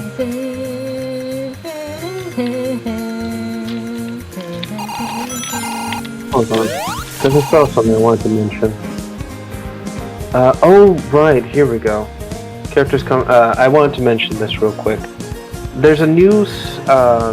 I've been following public domain stuff, mostly following and seeing what's going to go into the public domain soon. And we have some information here. So in 2024, we had Mickey and Minnie Mouse, or quote-unquote Steamboat Willie version. 2025, Popeye goes into public domain. Betty Boop and Pluto go in 2026. 2028, Goofy. 2029, Donald Duck and King Kong. Let's see here. Nothing in 30 or 31. 3032, that's Snow White and the Seven Dwarves. 2034, Superman. And 2035, Batman and Bugs Bunny. And then finally in 2036 and in 2037, Wonder Woman, Joker, and Captain America. Really? Yes. I envy your youth, because you will probably live to see this. Yeah. But at least I will have the opportunity to basically now absolutely buttfuck all of Disney's classic characters. I have so many plans for that. Legally, by the way. Really? Oh, absolutely. Steamboat Willie and again, I have plans for Steamboat Willie, Goofy, and Donald, at least these versions. And it's essentially just going to be an incredibly scathing critique of Disney as a whole. Oh my. Let's see here. I'm sorry, I'm just looking. I need to. I just need to get the announcement I'm streaming. I forgot to do that. Oh my. Well, no, you're good. To address one of the questions, should an adventure game get a remake or Sonic Heroes? Adventure. The adventure games have already had remakes. You had the. Okay, never mind. I mean, it's just the truth. Like, who the fuck wants Sonic Heroes? I don't get why it's being rumored. It's like, I don't know. I'll be honest. That Ellis, Mark, and Cybershell debate has forever made me hate like Sonic Heroes and its fans, just because the way he acted. He made a complete fool of himself, and then people kept comparing it to fucking politics for some reason, which pissed me off. So I have to be reminded of that. So thanks, Ellis Mark. You got cucked by your girlfriend, and you got cucked by fucking Cybershell in a debate. Because every thinking time... And Sonic. Yeah, every single time I see a Heroes Defender, they always hate classic Sonic for some reason, and they're always, like, so fucking... Like, they're so childish. Just like their game. And they just act so, like... I don't know, they act so fucking prestigious about it. That's what makes me hate it. And I know I shouldn't hate a game based on the people surrounding it, you know, I should just judge it based on its own. But, you know, it's just, that stuff has turned me off from it, when I usually wouldn't have cared. You know? Right. What it is that, how do I put it? Like, I don't mind Sonic Heroes. I enjoyed it when I was little. I think it's fine. Again, I want to stress this. I think it's fine. It's just a case of, like, there's better games out there, and that's the end of it. I think what the problem is that it's a lot of people's sacred cow. And it's also the fact that a lot of people, what's it called? Like, this is getting back to something I mentioned before. I don't think I've gone publicly on stream with this. So I'll mention it here now. The reason why we don't see a lot of talk about Sonic X or anything Sonic related from this era is because this was the time period where a lot of people first got involved in the internet and did a lot of cringy and awful things. I mean, for God's sakes. And I'm putting my sister on blast here. I don't think she's gonna hear this, but I'm gonna say it anyways. And if she hears it, you know I'm right. Fine. You can't hide it. I get it. I'm just again on the off chance if she ever does hear it. You were cringe once. Don't stop. Don't pretend you weren't. You forget. I still have the screenshots. Okay. She'll know what it means. But anyway, basically, you know, for God's sakes, recolors and things were like that were a big thing, and you know there was a lot of cringy, stupid shit, and we were all dumb during that time period. The big thing is that why a lot of people don't want or are fine with Sonic X ending the way it did, even though you see things like Sad AM and other Sonic properties that had like a unfinished story. You see people being like, "Oh, I want to see this continue. I want to, you know, blah blah blah blah." Is again because this is a time period that a lot of people don't want to remember, or they're afraid that it's going to dredge up their past, and a lot of people are going to call them cringe and all this sort of crazy shit. So that's why you see Sonic X stay where it is. It's kind of like isolated, unknown, basic story, essentially. I mean, it's just taking the story of Sonic Adventure 1 and 2 and making it lesser, you know? Right, I'll get into that in a moment. I mean, the US version doesn't even use live and learn in the Bio-Lizard fight. Like, only the Japanese version does. Which is a crime. Sacrilege, I know. There's a reason for that. I'll get into that in a second, because you are going to you have touched on something I want to mention. But the big thing about it is that Heroes was popular during that era, and we kind of reached the point where, with all the remakes and everything coming out, Heroes is that one game period that people have legitimate nostalgia for and would like to see remade, because it had interesting ideas, but it wasn't all bad, essentially. The problem, excuse me. The problem is that, again, it's going to dredge up things that not a lot of people want to talk about. Again, the cringe era of their lives. To address what you mentioned, you know, about a lesser version of Sonic Adventure, there's a reason for that.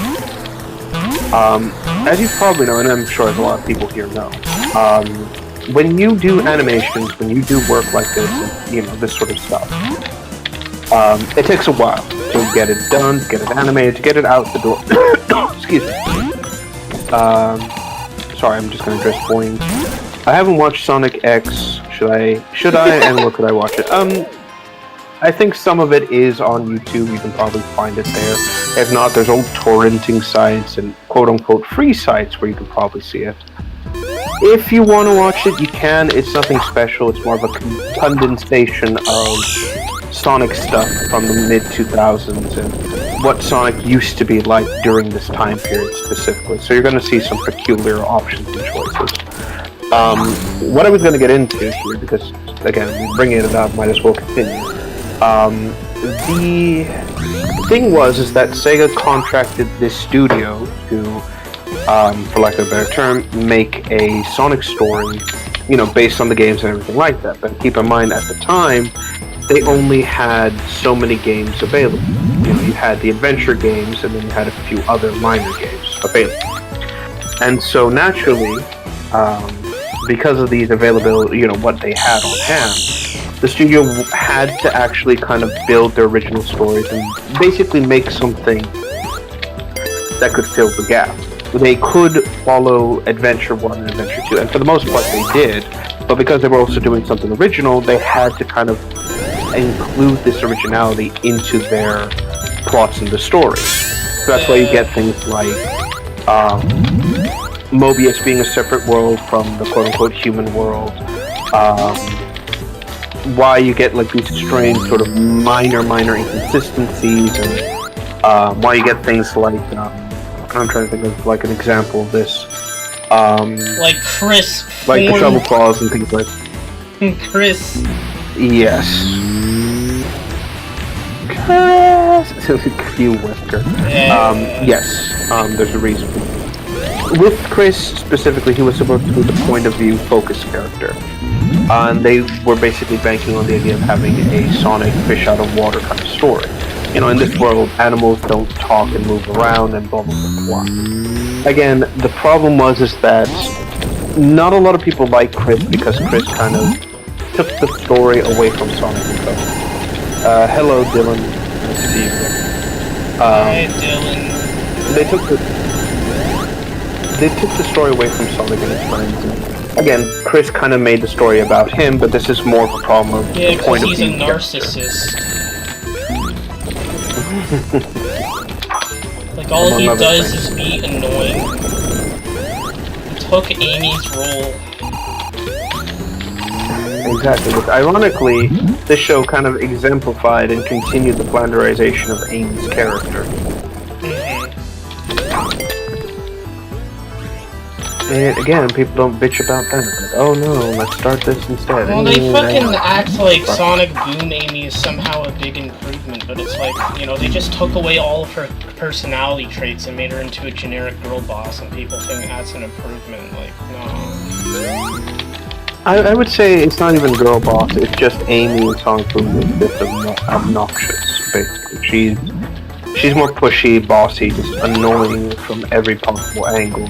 You really can't get behind a character like that, so that's why she's kind of set up at the butt of a lot of jokes. Yeah, isn't there a new Doom game coming this year? Why, are you asking because this game's built on a Doom engine? Finally, my favorite zone. But yes, the last zone in the game that everyone complains about. But yes, Doom the Dark Ages, that's coming out sometime this year, and I'm looking forward to it, because I loved Doom 2016, I love Doom Eternal and its expansions.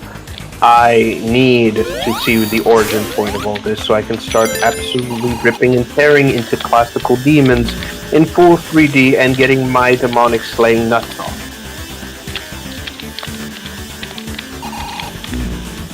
Because again, there's nothing greater in this world than humanity. I will stand by that fucking statement. Yeah. I love this. We conquered nature, we domesticated it. We conquered nature, we domesticated it, we have left the confines of our world. And soon enough, anything that comes in our way, we will absolutely destroy it.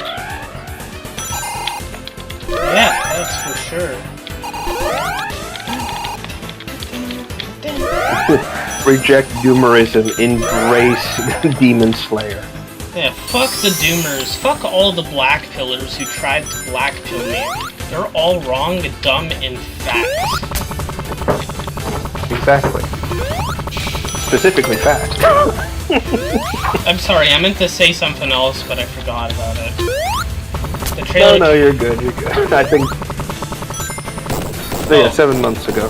Oh yeah. Oh god. Again, I just. They're reintroducing classic demons, giving us brutal weapons. A fucking shield that doubles as a buzzsaw, and you can throw it at your enemies. Come on! You can't tell me that's amazing. You mean not amazing? Exactly. Did the audio cut out? No, it's just supersonic got me killed. I knew I shouldn't have activated him. But yes, it's gonna be fucking great, and again, to use a quote from If the Emperor Had a Text to Speak, quote, "This is getting me harder than Terminator armor."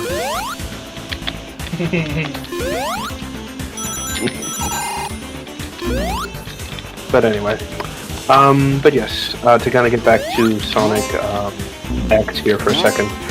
The studio really didn't have a lot that they could work on, so they had to kind of create whatever they could on the fly. So this is why you had things like Sonic, the Sonic Adventure story basically being part of an arc, and then suddenly, once they go into space, you got this whole thing about the Meta-Rexes, the plant people, all this crazy shit. And this was just more of like their original story concept. That shit was fucking disturbing.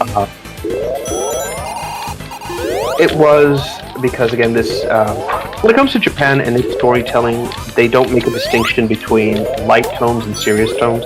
Even the most like benign animes out there will play with heavy, dark subjects whenever possible. I'm just trying to think of like the best example. The only one that really comes to mind probably is what's it called? Well, one's Chainsaw Man, and the other one is that other one about. Oh god, what's it called?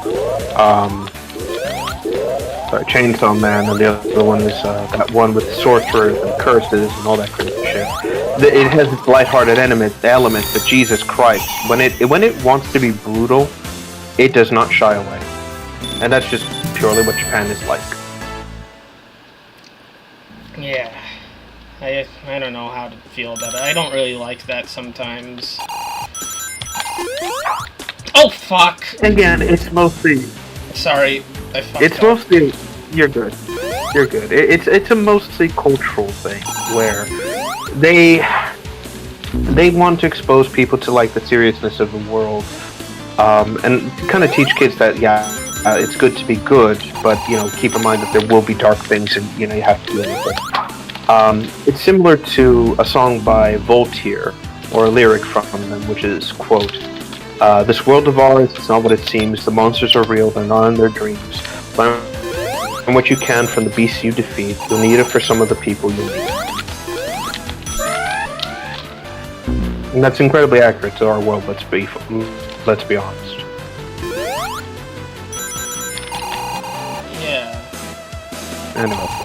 But yeah, with Sonic X, it was just basically a case of they had nowhere really to go, because again, at the time, a lot of the games had already come out, and some of the stories couldn't really be integrated into Sonic X at the time. So we're talking about things like Heroes, or the most part about Heroes, let me think, Shadow the Hedgehog, shit like this essentially. Because it would come after Sonic X, basically. In the end, Sonic X became more focused on telling its own story, and that's where the Meta-Rex concept really came from, which was an original idea to the studio. Apparently, as far as I understand it, the studio did try to pitch the idea to Sega specifically to try and incorporate it into the games. Basically, to kind of save the relationship between themselves and Sega at the time, but Sega didn't really want to do anything with the Meta-Rexes because, again, they wanted to keep the continuity separate, essentially. That's why you don't see anything from Sonic X in terms of the Meta-Rex, and why they've kind of remained in Sonic X as a whole, which is kind of sad because their designs aren't that bad.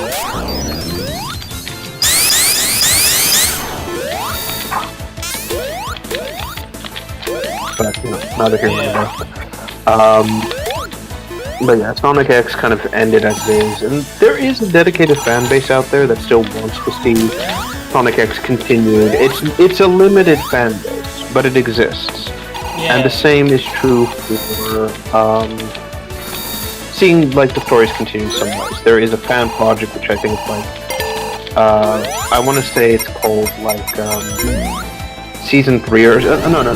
Season 3 is Sad AM, but there's like a fan made like 4th season specifically to try and insinuate that to continue the story and bring Cosmo back. There was the one fan game which, oh boy, Sonic I never get tired of that. Oh god, I'll get to that, trust me, it'll just take a second. But the last one was also the fact that the Tails cast stuff does reference Cosmo at least once. It's something you will see in the background of some of these animations, where Cosmo's planet is visibly seen in the background, just still as a planet. Oh, the implication being that something from... God. No, you tried. Well, I fucked up, because one of the rooms I kept dying in. Oh, I just did it again, because I'm being impatient. Alright. Well, I mean, alright isn't like, okay, that explains why you're dying so much. Just take a breath, relax. It's not like you're streaming to hundreds of people. Oh wait. These fucking streams keep getting so many viewers. You're doing something right. That's good. I don't know what it is. And that said, I want to thank everyone. I want to thank everyone who's watching right now, and anyone who watches in the future. We deeply appreciate them. Yes. Now, if you would be so kind as to send pastries to the address I'm putting in chat. I'm kidding. But yes. Anyhow, but yeah, basically, they're trying to imply that something from Sonic X is canon, basically Cosmo being a character. I don't know why. I don't know how you could reintroduce her in the main continuity. I guess they are just into the fact that Cosmo is Tails' girlfriend. Probably. Who is this? Joined. It is Tomo. I don't know who that person is, but hello, welcome, and we are in a stream. I'm just checking out the stream. Oh, okay. I just have to turn up your volume. Sorry, Egg Rock's the music's so good, it just is so loud. I'm sure you need to lower. I never got that far in the game. You've never gotten this far? Yeah, it's the challenge of it, man. I mean, yeah, this level is really hard. You can see why. It's the concept. The only reason it's so good is because of the music. You must have put hours into it. Well, yeah, I've played this game so much. The music is good, I would say.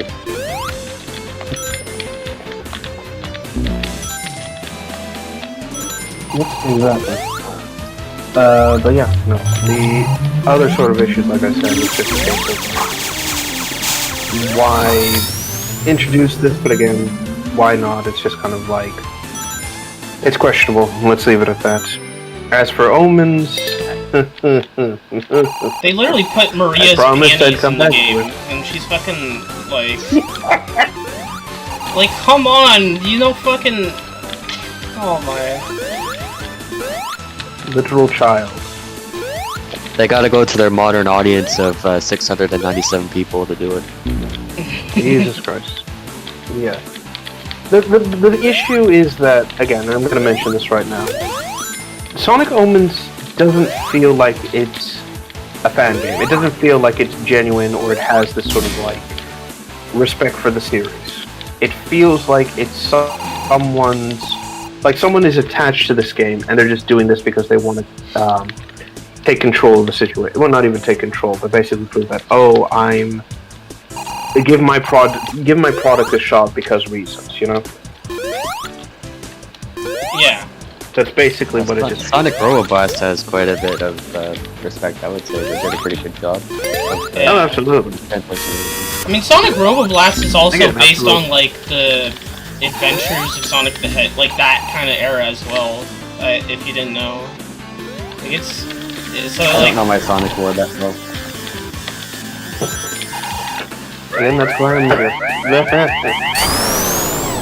But yes, it's, like I said, the problems with Omens is just that it doesn't feel authentic. It's a game that's been clearly created by someone who has a very specific view of Sonic, but not a view that feels authentic, feels compassionate. It just feels like someone who's, again, for lack of a better term, in it for a paycheck, which actually that was what the creator was after, essentially.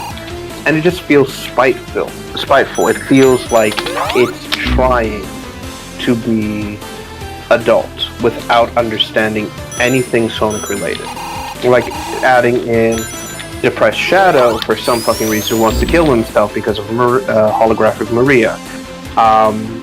Having a genocidal fucking maniac basically like, oh, I just want to die because I want to go back home, essentially. And then just killing off Chris in the most like, Jesus Christ, we gave him space aids too. The fuck is happening, you know? It's just one of those minor problems where, at least the trees like I said, exactly, the trees are awful. No. Again, it's a case of like, it's a case of essentially someone making this and trying to be serious about it without understanding anything about either. Oh, there he goes. I guess it's because I beat sure he'll Egg be Rock back. Zone. Okay. Well, I hope he's doing well. Yeah. But like I said, it's a case of Sonic. Again, it just feels like it comes off as someone who doesn't understand it, who's trying to be serious about it. And it had interesting concepts, it had ideas. It's very clear that it's someone who also, like the X series, like the darker tones it kind of introduced for reason at the time, and then desperately wanted to, what's the word? Desperately wanted to, I'm trying to think of the right word here. Kind of keep that going without any understanding, like I said. And it just got worse and worse from there. I've been trying to think of ways to, like, how do you improve Omens? How do you change it? How do you make it fit with anything else? And the simple fact of the matter is, you really can't.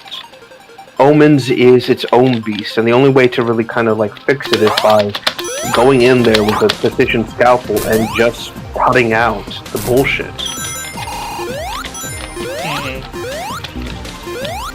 And I mean that in the I joke about this, like, in the worst possible way.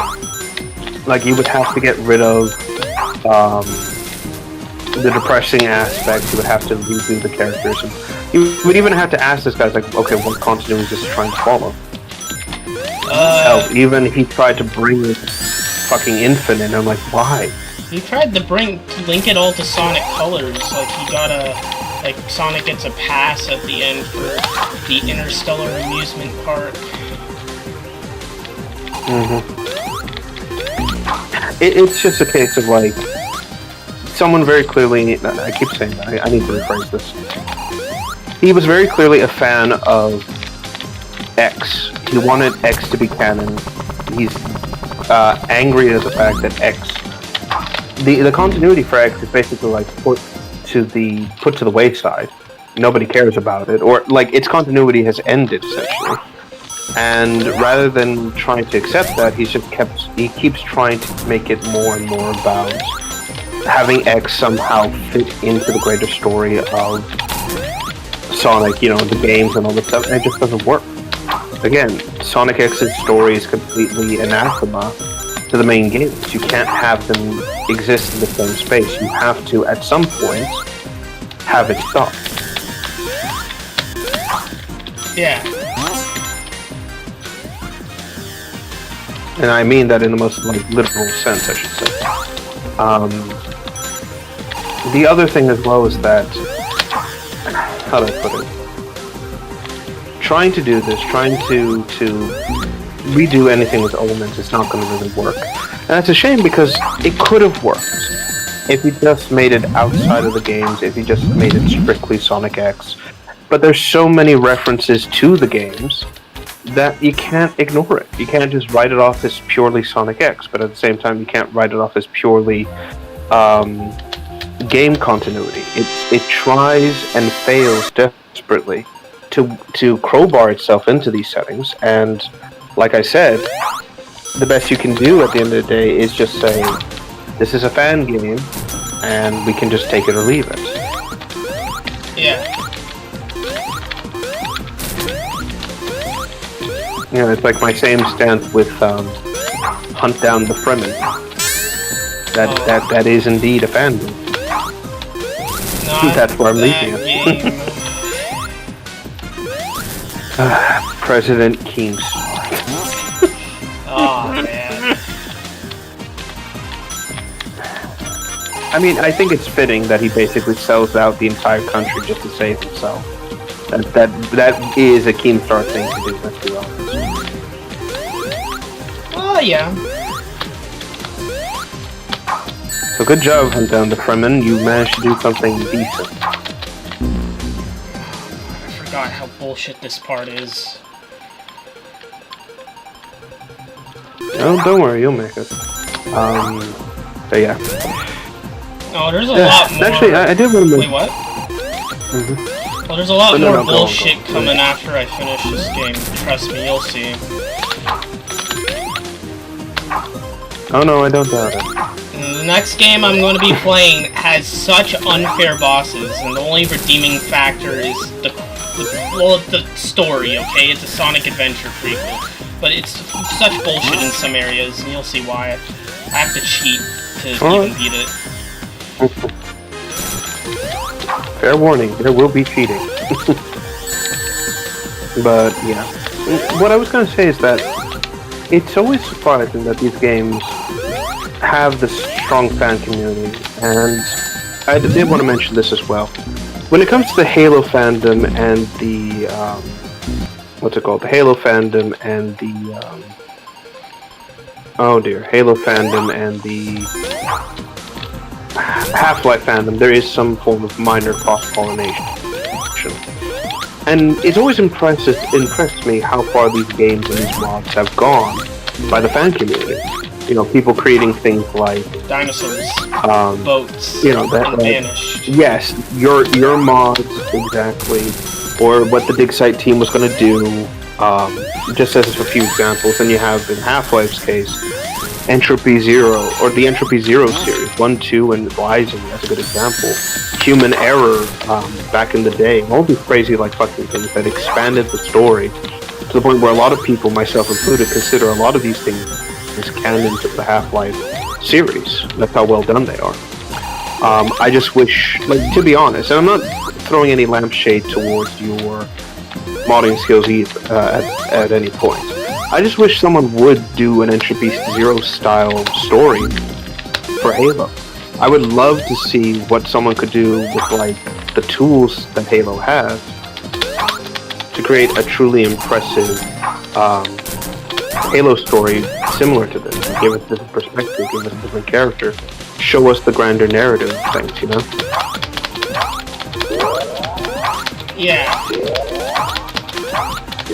Yeah, fuck you, Metal Sonic. I mean, personally speaking, I would love to see... that is a very strong fuck you. Personally, I would like to see that, like, seeing things from the point of view of another Spartan, maybe playing in with the morality of the UNSC, seeing from a different perspective, you know, like, let's not do the same Covenant story we've already done, let's do something interesting, let's do something new. Let's see what the fans can create. The reason I'm not really using the Covenant in my mods that much, well, I shouldn't say Covenant, because, well, it's the Storm and the Banished that are the main factions, and some new alien species.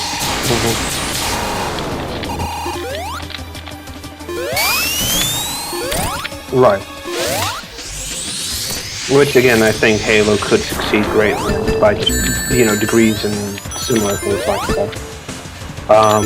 Again, they're just putting it out there.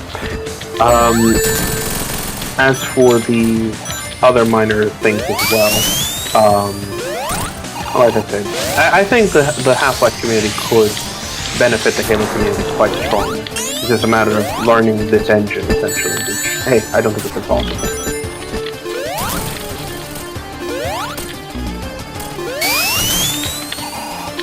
Hey, that's just nice. Let me see here. As for the Sonic stuff again, it's just more of a case of, like, what happens when you bring in some more interesting fans and stuff like that. Again, aside from fucking, what's it called?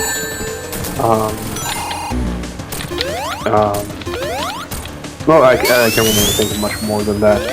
It's just interesting to see what these fans will always create and how far they'll push these stories in these games.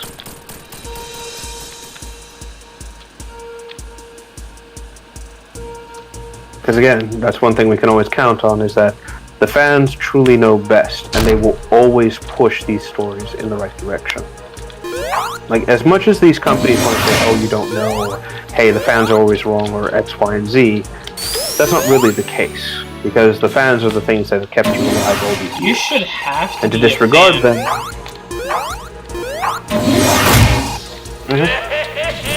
Exactly. And if you're not, if you're just someone who's like, I'm here for a paycheck, like, this is what I would recommend, right? I'm gonna put this out here. Companies who hire people to work on their IPs should have a fan or a a test, basically. And this test specifically addresses what you know about, what's it called?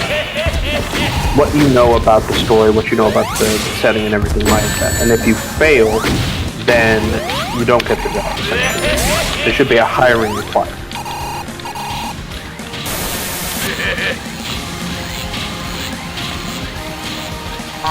And I'm gonna leave it at that. Like you have to pass it, otherwise you do not get the position, you don't get the job, and the thing continues to stay safe essentially. Now I know that you could probably argue it's like, oh, that's discrimination. I'm like, no, that's technically a hiring process. You're asking someone if they are in fact capable of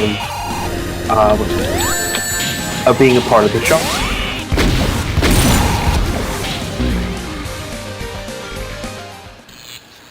And I will argue that.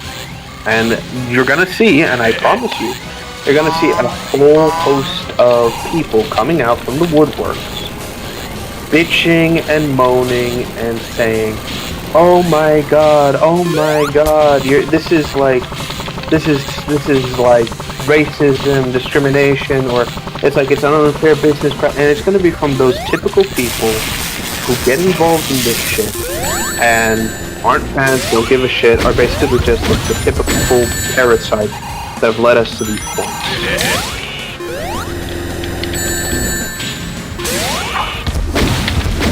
And I mean it too. They're the ones who are going to whine about this because they're the ones who are going to get it.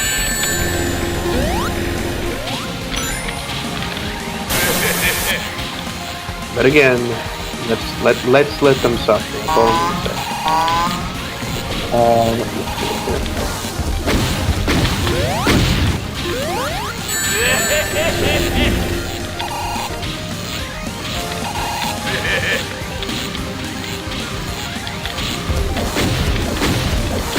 Oh, I'm just checking something out there.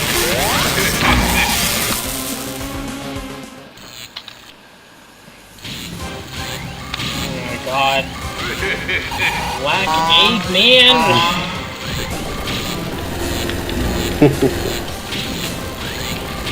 Freaking resprited Caco dude.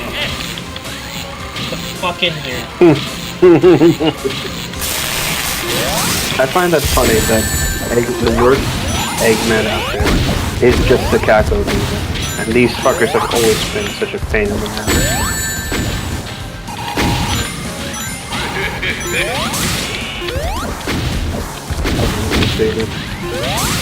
Oh yeah. I'm just throwing it out there. Fan tests for hiring practices. I guarantee you we're going to see results. And tears. So many tears. But I'm willing to bet they'll cheat. They'll basically have someone going and say like, hey, what's the test like? And they'll say like, oh, this is what it is. These are the answers.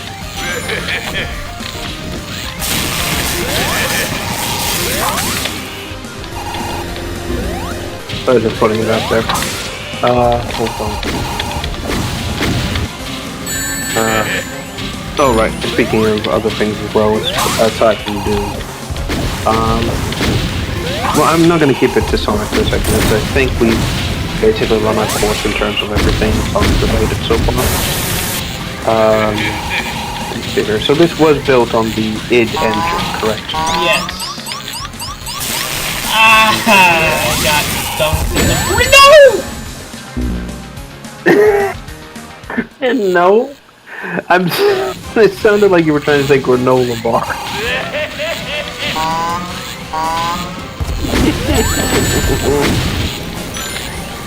Just get in the green juice. Thank you.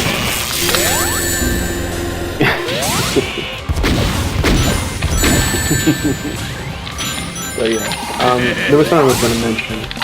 Recently, or I say recently, it was a little while back, Doom officially got an expansion almost so many years later. Which one? And the classic. I'm trying to find what it was called. But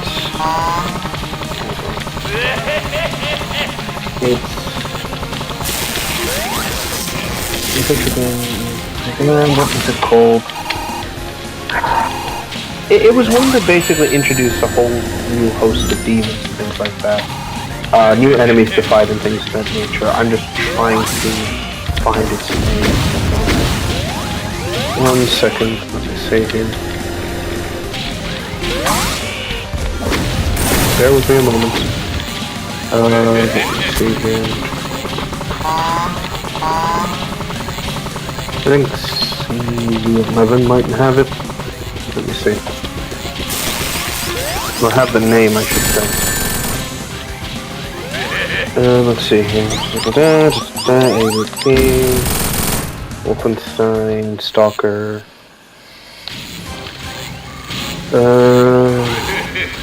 No, that's not it. No, that's not it.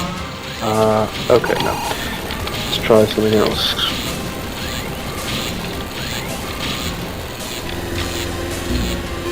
Let's try another channel I know. Where is it? So, yes, here we go.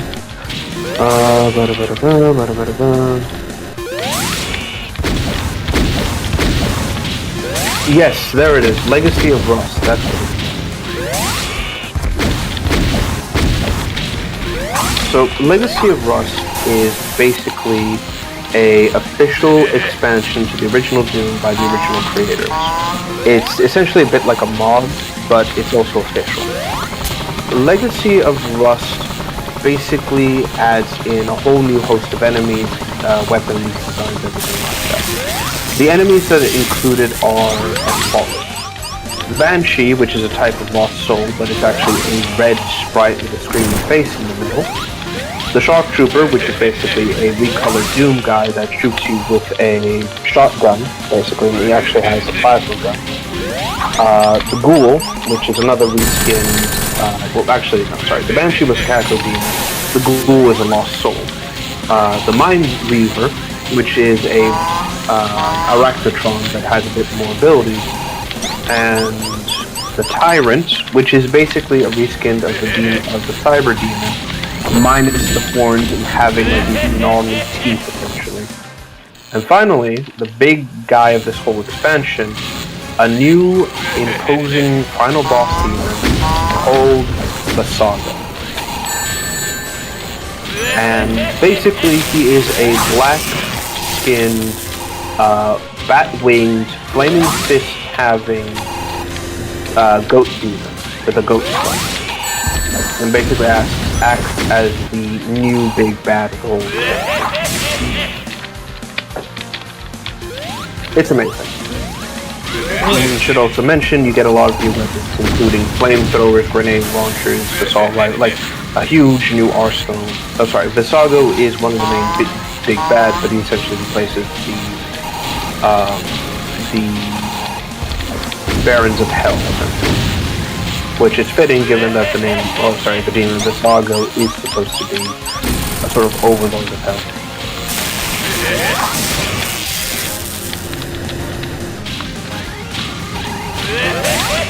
Hold on. I want to double check that real quick. I'll just load up my demonology real quick.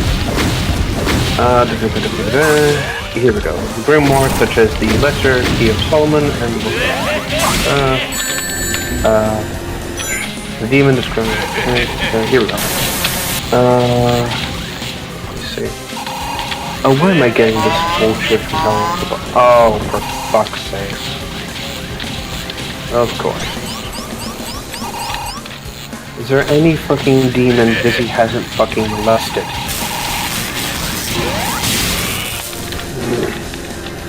Let's see here. Yes! To the official demon on. Congratulations. Lesser Key of Solomon. Specifically, he is the third demon of the Lesser Key of Solomon, including promiscuous variant, and is referred to as a prince of good nature and the same nature as Argris. He rules 26 legions of spirits and is summoned to tell magicians of past and future events and locate lost objects. He is one of the few spirits found in the Lesser Key of Solomon, but not in the Jonathan Weyer's Pseudo-Monarchia Demonum. According to Rude, Visago is opposed by the Shemhamforrash Angel Satya. So a quote-unquote good demon, essentially. No. The depictions of Visago vary based on whoever's interpreting it.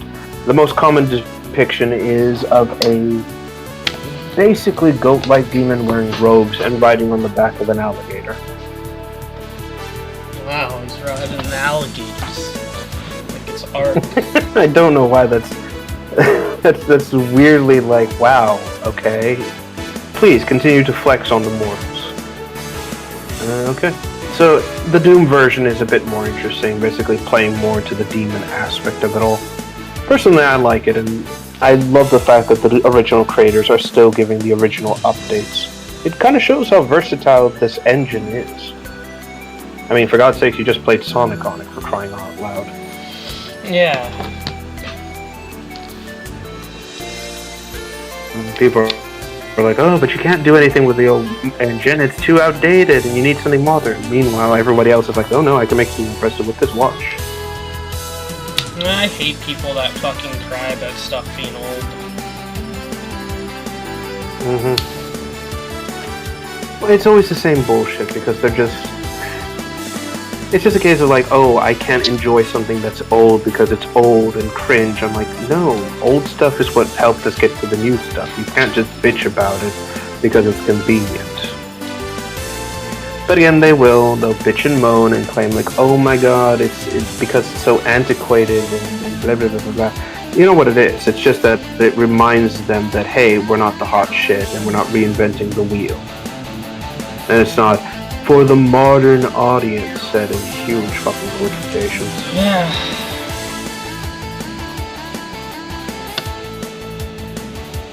I still love the fact that we discovered the modern audience, and the actual numbers so incredibly minuscule it just might as well not exist.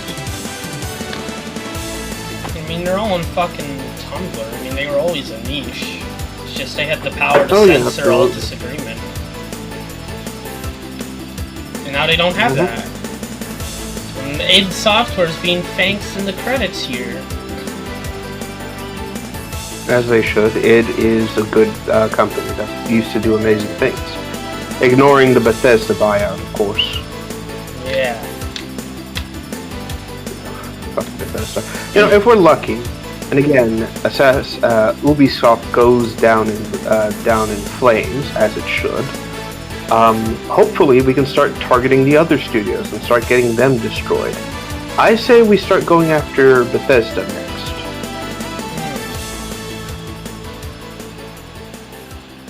And show Todd Slop Howard why his slop is no longer tolerated. Yeah.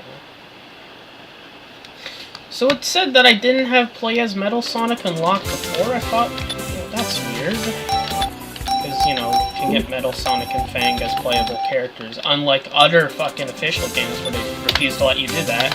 Anyways, it's time you see the bullshit, Rev.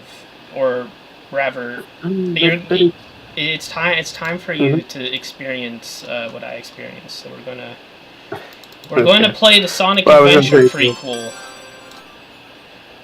Okay, I'm curious. Let's see how this goes. Also, to kind of lean into what I was going to say, it's like, oh, but it's hard to make more characters play differently because resource. It's like, shut the fuck up. Yeah, here it is. Sonic 3D and 2D. It's pretty much 3D Blast, but in 2D. Okay.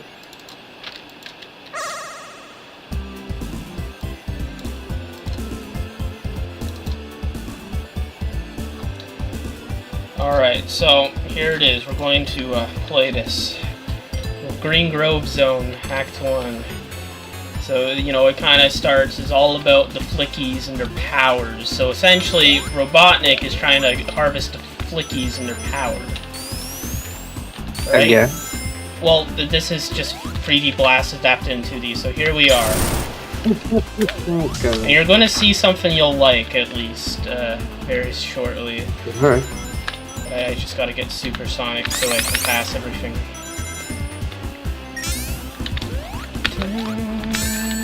At least the music's good, unlike Superstars. Oh, fuck. Okay, never mind. No supersonic for me. I just got hit by... That's another thing that's gonna be bullshit. So there's a lot of enemies that are just placed out of nowhere and you have no time to fucking react. So, that's gonna be, fun. But... Oh, I see. Aside from that, at least, I don't know. Mhm. What I was supposed to do here. I mean, it looks nice. It is. Give it that. It looks nice, but there's just some parts of it that are like very frustrating to play. I see. Oh, what's that? A spike out of nowhere. Who could have seen that coming?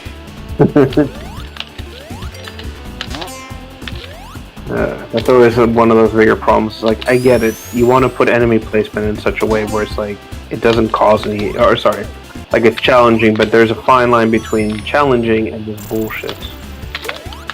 Yeah. In this sense, lean more into the bullshit. Well, notice Eggman's design of it. It kind of looks like a blend of two designs.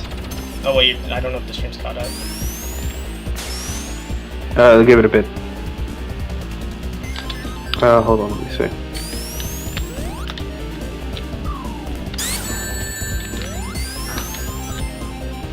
Let me see. Hold on. Oh yeah, here it is. Oh yeah, I see what you mean. It is that it has the quote-unquote modern Eggman design, but also has the classic Eggman proportions. And there's the guy. You said you wanted to see him as a boss. Well, here you go. Oh. Like now he's a proper boss This fight. actually makes sense. That's just the redeeming quality here. But, yeah. I mean, it's just, the level design is just not the best. That's the problem I have with the game. And the bosses can be, like, really frustrating. Like, very hard. So, those are the problems, but everything else I think is good. It's just, I remember I was raging a lot on the streams when I was playing this before, so I'm just redoing it here, so I do it without all the rage, because I didn't like that. You know, I don't like to have negativity while I play this, you know? You know, thankfully Supersonic will help us, get rid of that. But yeah, that was cool to see Silver... What is his name? Is it, like, Silver Sonic or Mini Sonic? I don't know. We don't know. It's like, it's something to that effect.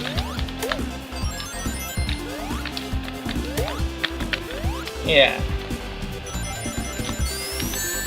But, again, I did like the fact that, you know, we got to see him as a little fight and actually show that, oh yeah, Eggman did... It basically upgraded him to be a bit like, what's his name? Metal Sonic to an extent.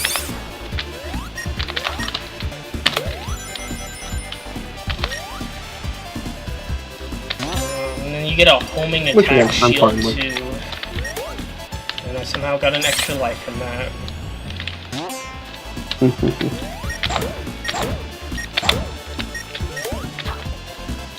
Yeah.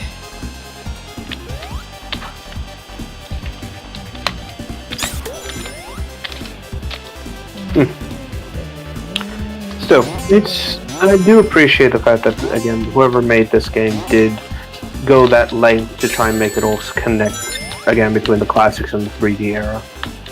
Yeah. You know, apart from this level, there's just a lot of backtracking segments, so if you mess up, like right here I messed up, so I have to do that all over again. That's the problem I'm talking about. I see. Yeah, no, that is what we call the bullshit. Yeah. Sorry, I can't take credit to that. That was from, again, the guy who does that whole Destiny 2 joke. So, like, the game is fucked animations. Basically, they made the CEO of Bungie Lord Bungo. And my favorite bit is like, it's like the state of the game is terrible. Like, legitimately, they're down to the lowest player numbers they've ever had since the game launched, which, Jesus fucking Christ, that's insane. But the CEO is like, time to do what I should have done from the very start, and his lackey's like, take charge and steer the game directly. He's like, what? No. It's time to break out the golden parachute. You just see a little JPEG of a parachute in the thing, and then immediately he goes to the edge and starts shouting. It's like, my work here is done. You didn't do anything.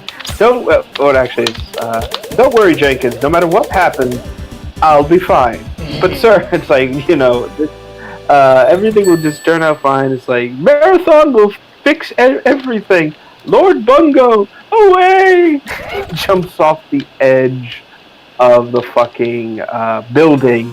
The parachute doesn't activate. It just hits the floor. And just hear him go, ah. It's just so fucking hilarious to see this. It's just, yes, this is exactly what these fuckers think will save the day. It's like, no, it didn't. It completely failed. But yes, actually, let me check the player numbers. I want to see what's going on with that. And again, I'm not trying to be a Destiny 2 hater. I get enough of that accusation as it is. What's wrong with hating shit? Player count. Fair enough. I mean, what's wrong with it? It's like, there's nothing wrong with, this, like, not liking trash, True. We'll check Steam DB. Let's see here, reviews, blah, blah, blah, blah, blah. Okay, here we go. Player numbers. All-time peak as of 1.9 years ago was 316,750 players. 24-hour peak was 26,000 players, 241 players. Players as of right now, 19,527. Jesus Christ. Oh my. That is a sharp decline.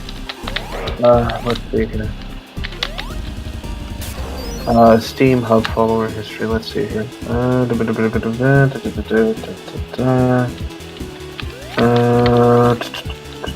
Hold on.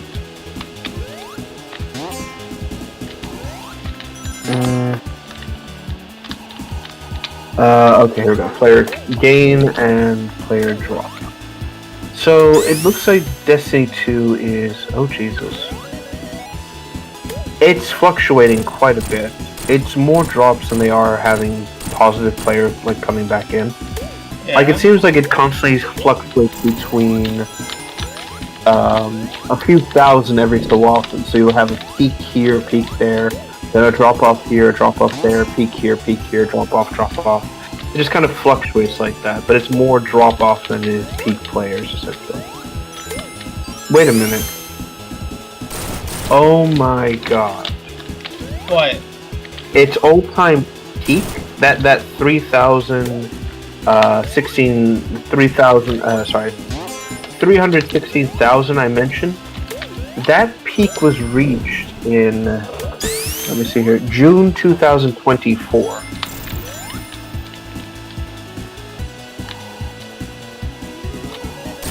That was only a couple months ago. So in the entire time this game has been active, it hasn't reached that peak since it initially launched. Oh, Jesus.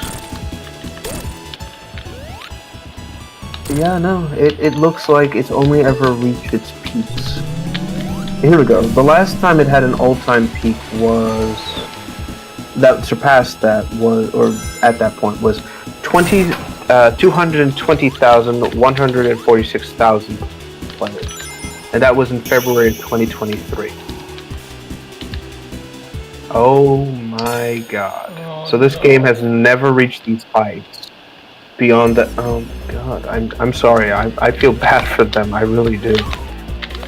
It's Fang again, and he has an actual revolver this time.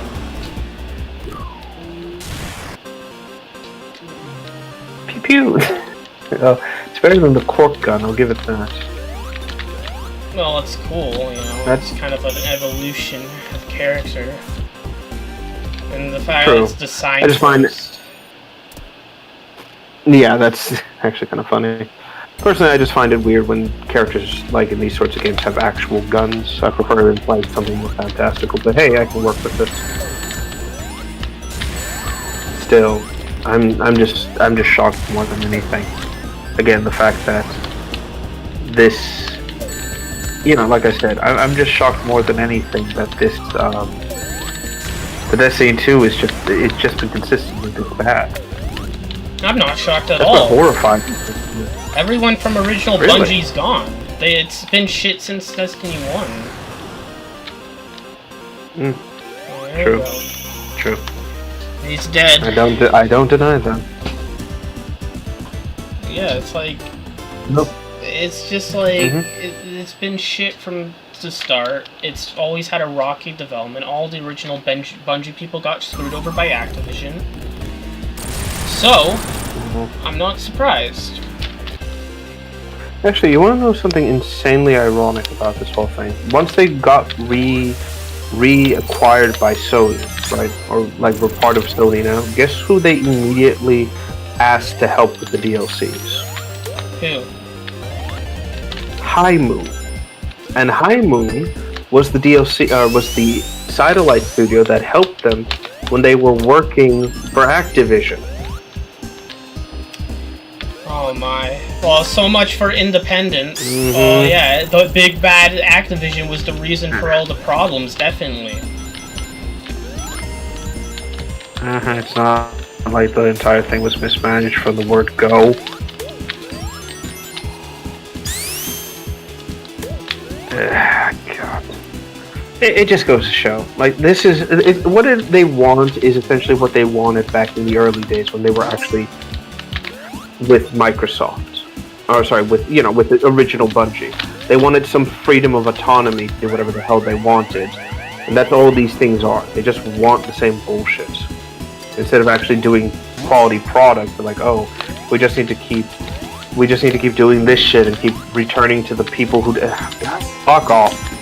Like, I'm sorry, that gets me just absolutely angered by the fact. It's just that Bungie, this company, has systematically and consistently caused issues for themselves every step of the way. And the Destiny fans are always like, oh, you're just a Warframe fan, you're just this, you're just a hater, blah, blah, blah, blah. It's like, people, wake up and smell the goddamn coffee.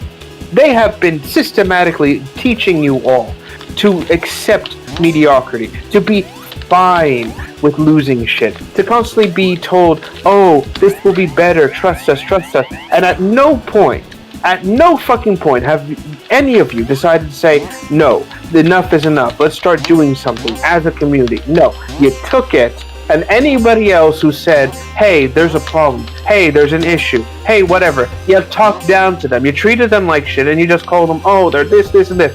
And now, at this point, when the game is in the worst state it has ever been since its initial launch, now all of a sudden, it's red flags everywhere. Now we need to start going into it. I'm sorry, but as far as I'm concerned, you all fucking deserve this. You had years and years and fucking years to come together and say, hey, Bungie, we're not fucking, fresh fruit to be squeezed. We demand this, or hey, we need a little respect, or if there's such a limit resources, blah blah blah, X, Y, and Z.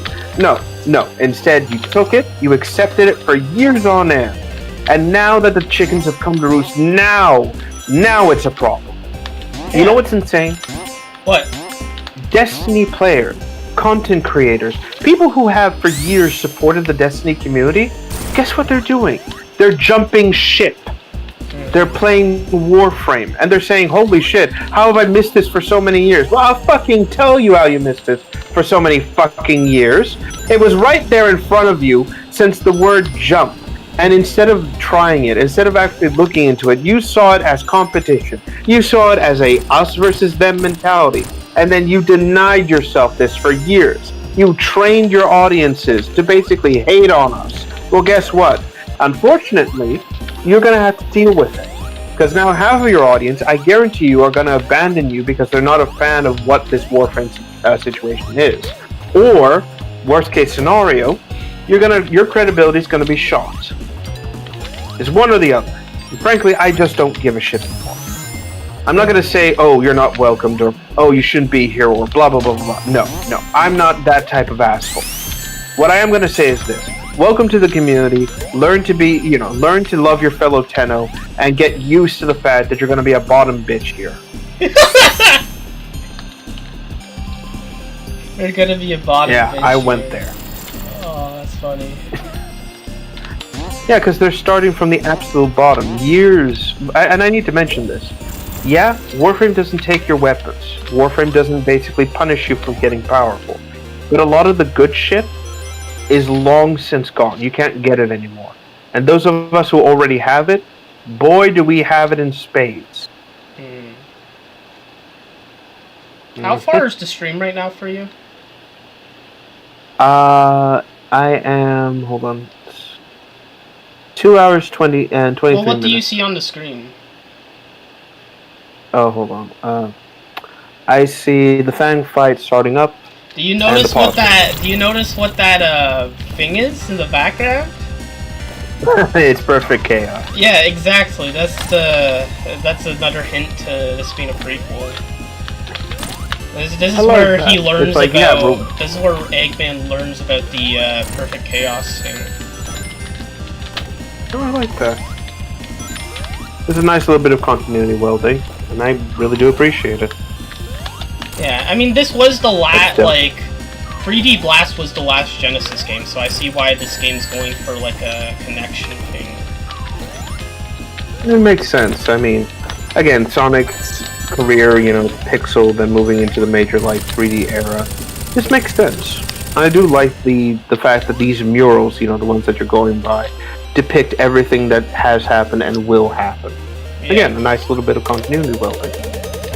Which, frankly, I like this a little bit better than how it's heavily implied how Eggman learned about this beforehand. How? Basically, well, in the game, it's sort of, what's it called? The game implies that Eggman discovers tablets that depict or talk about perfect chaos specifically. Not perfect chaos, just chaos. And it also implies that Eggman had Gerald's journal, and this is also how he learned about chaos as well, basically. So it's a combination of two factors. But I like this a little bit better. Yeah.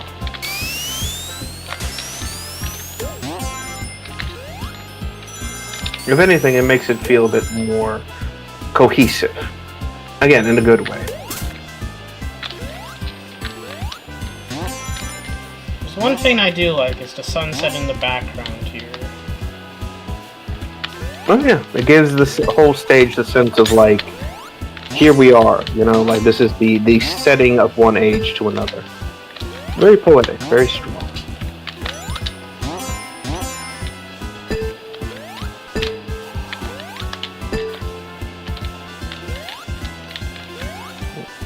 I'm sorry, I'm still heated.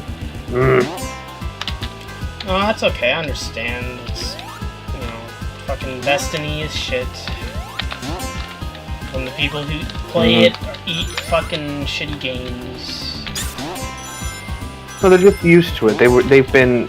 I said this to a friend once, and who plays Destiny, and I said, you've been domesticated. They've taught you to eat from weakness, essentially. They're teaching you that it's okay to be pathetic, and you don't even realize it.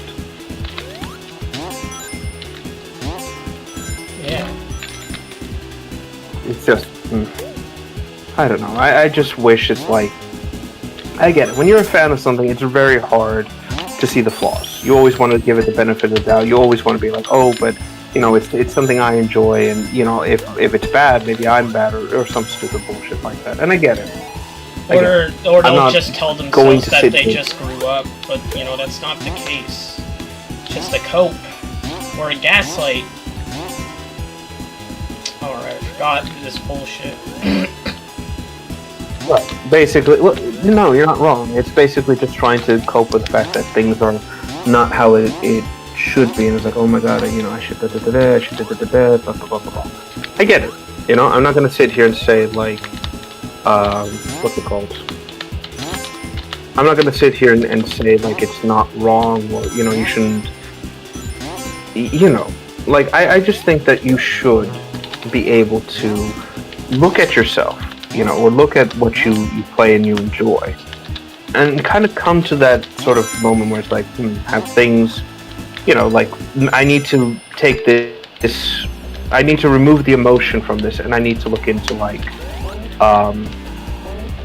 you know, take a, what's the word? Take an objective look at this and measure. It's like, is this correct? Is this not? Is this still what I enjoy? Or is this like complete another bullshit?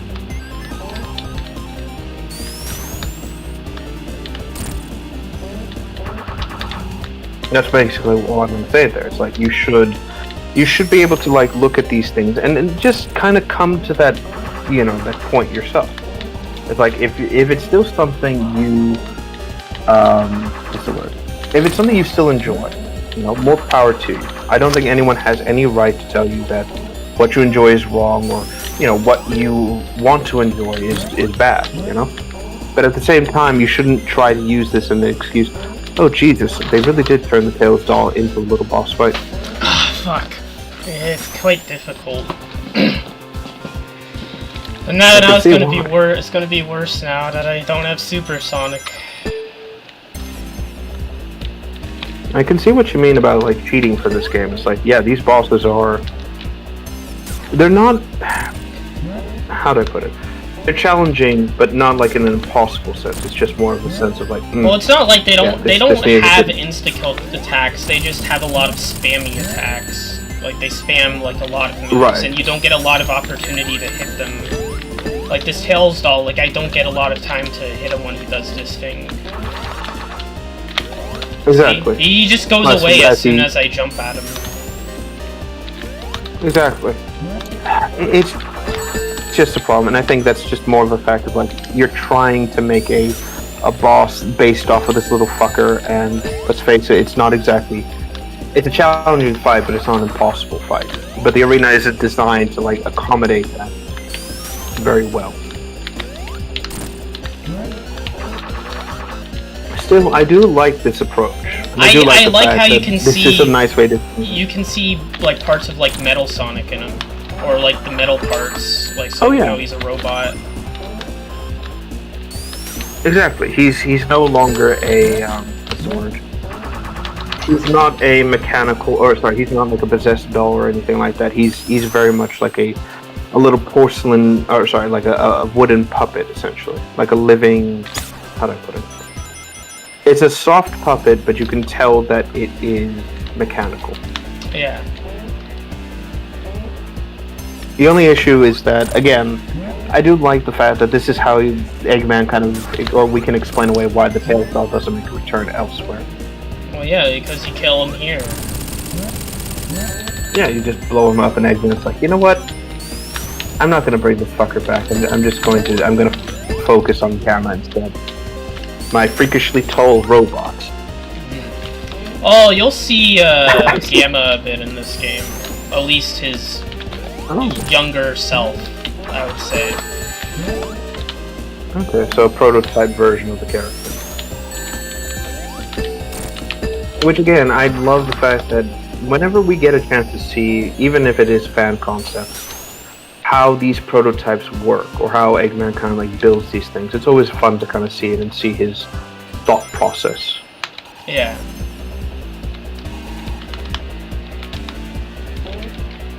I just wish it was a bit more, like when we see it, it's a bit more like out there, you know?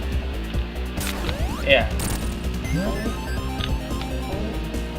But hey, I'm not complaining at the end of the day.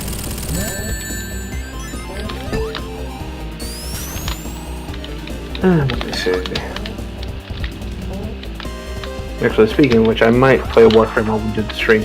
Mostly because I'm just going to do a little bit of casual farming, because why not? And continue the romances I'm trying to do. Again, I still love the fact that DE actually added a romance mechanic into the game. Though, funnily enough, one of my friends who does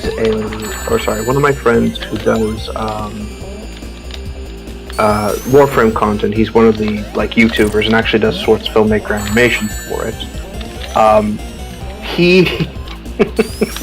There was a glitch that a lot of people experienced when the game had to do its New Year's Eve kiss, right? Basically the apex of your romance with one of the characters. But the thing was, it didn't quite work when it started. So a lot of people didn't get the kiss or things like that. And unfortunately, he was one of the few who didn't get a New Year's kiss and now has to wait till the year resets before he can do it. Oh, and now he's adding a joke in. He's adding a joke in where it's like, New Year's alone once again. He's even got a little, what's it called? Because in this game there's some things you can get burger things and beers and stuff like that. His character's just sitting on the balcony of his apartment, basically drinking, and has a Gordon Freeman cut out with him.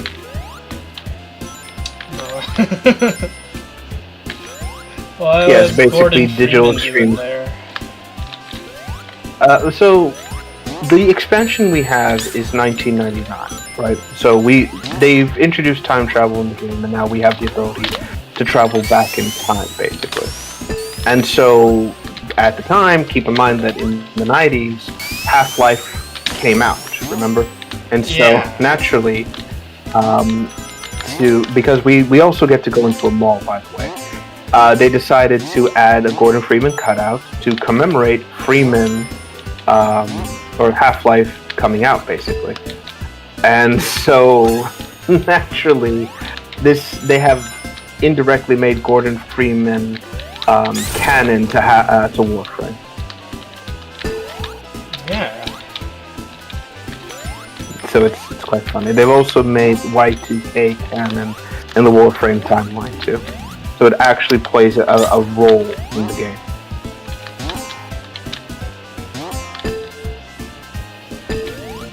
Which again, I deeply appreciate. But yeah, it's kind of funny to just see his fat character standing there, basically just drinking. It's like, God, what happened? I honestly feel sorry for him, but in a good way.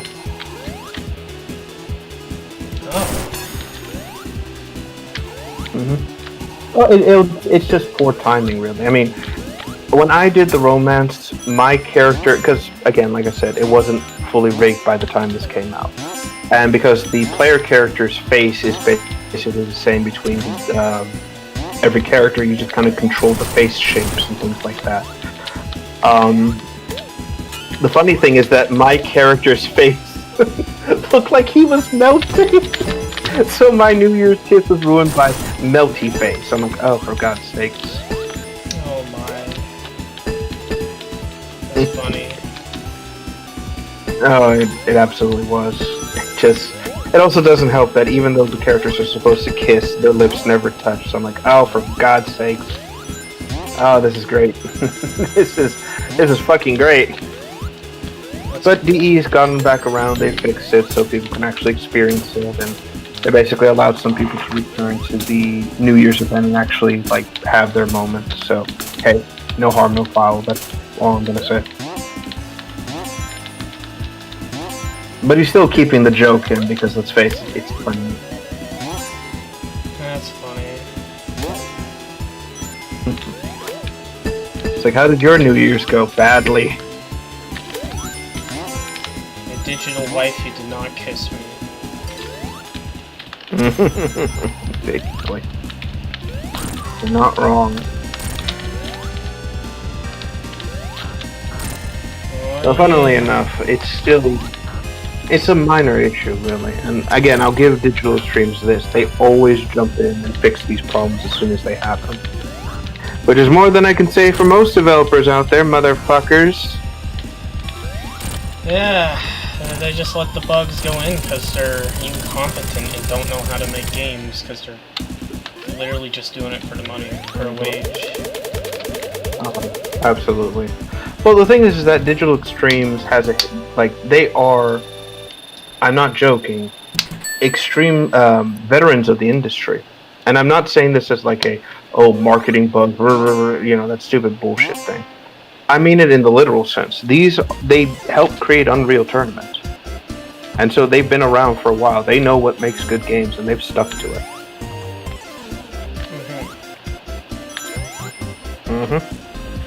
Like, if a bug comes up, they are quick to deal with it.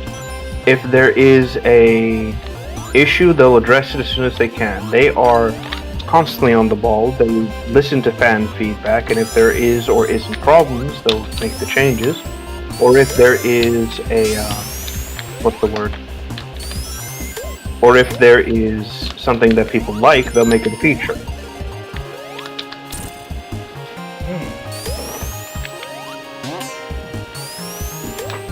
Which is one of those things that shows that this is what it means to be a proper developer versus everybody else out there. No, they're not really being hired for their development skills, let's just say. God. Like, I know, legally speaking, we can't deny people, like, we can't go after people and deny them shit, you know, legally. But there should be something we can do to, like, warn people who's involved in these products, you know? Yeah. I've been thinking, and I was thinking about talking to someone I know who's a programmer, and I was wondering, what if I just created a website which we would call infection.com, or something to that effect. And it's just a list of people yes, and it's just a list of people in the industry who have caused these sorts of problems and what projects they're attached to. I know that Grums and you know, DEI Detective, they do that job already. I'm just saying it's like we should expand this into the personal area and warn people. It's like, yeah, this is someone who's for their positions and this is what they've done, and we need to handle that as soon as possible. Again, not to like ruin their lives or anything like that, but to be better informed and let people decide if they want to boycott or not.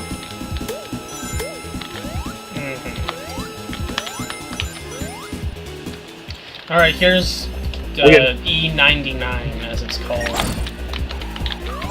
E99. I don't know if the shit's caught up yet. Not yet, it'll just be another 2 seconds.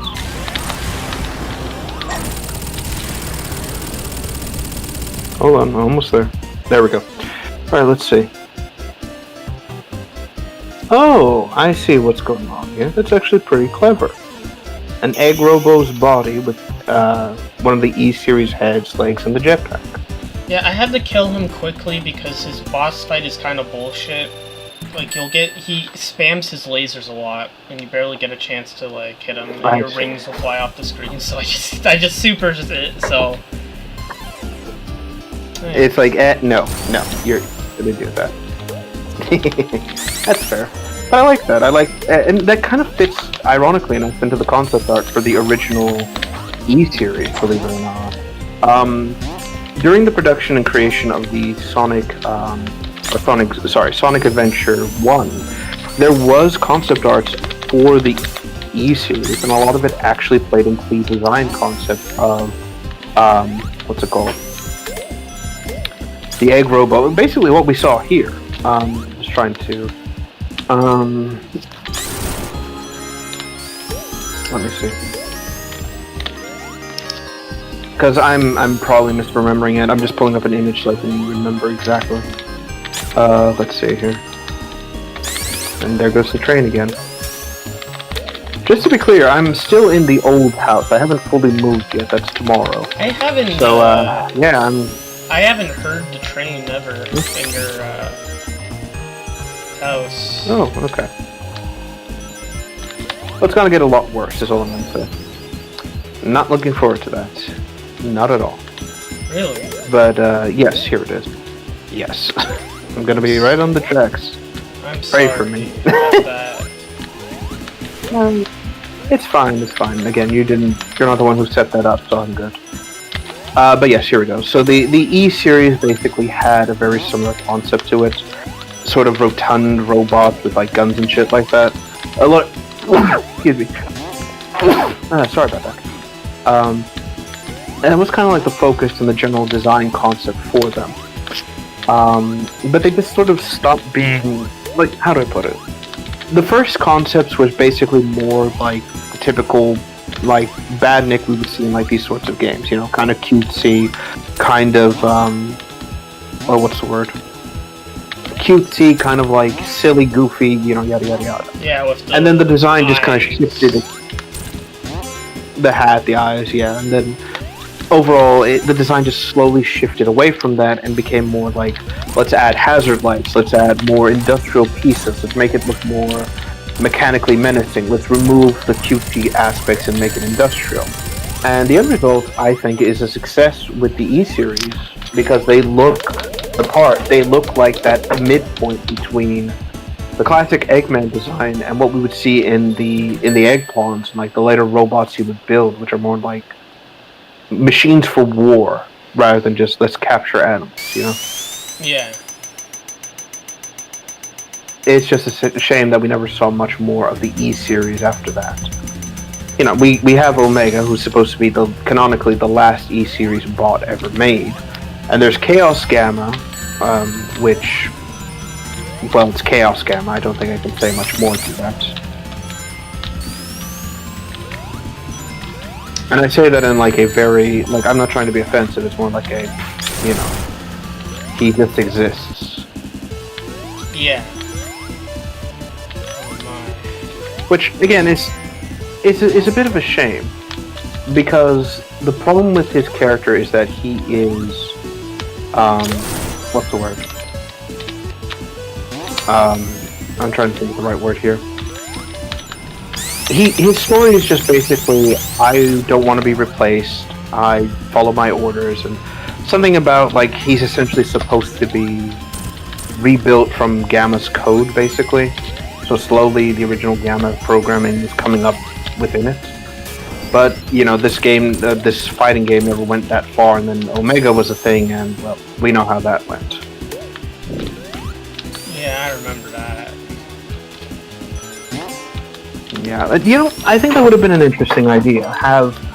Basically have Chaos Gamma slowly upgrading and changing himself until he's eventually Omega. That would have been fun. For sure. But again, unfortunately, we didn't really see that much. What's the word? We didn't really see all that much, really.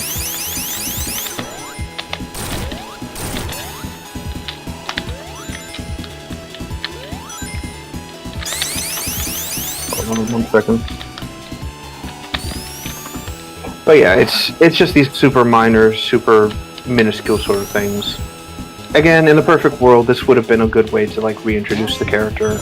And again, I am a fan of the E series. I do like the concept and the idea of that. This is something that Eggman would have specifically created and kind of like the good merging point. I just think it's a shame that we don't see these like really unique robots come back again.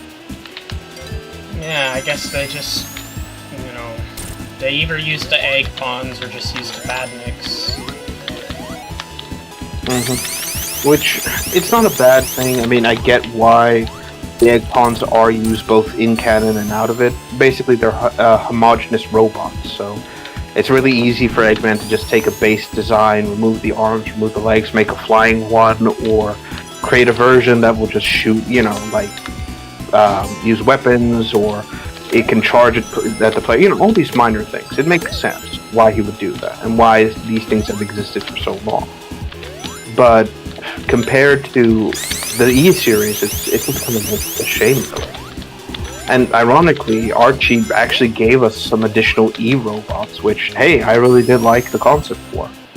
Again, as much as I'm not really much of a fan of the Archie series for questionable reasons, I don't mind the interesting design concepts they had for these machines. And for lack of a better term, it did work with the series as a whole. Or it fit, I should say. Yeah.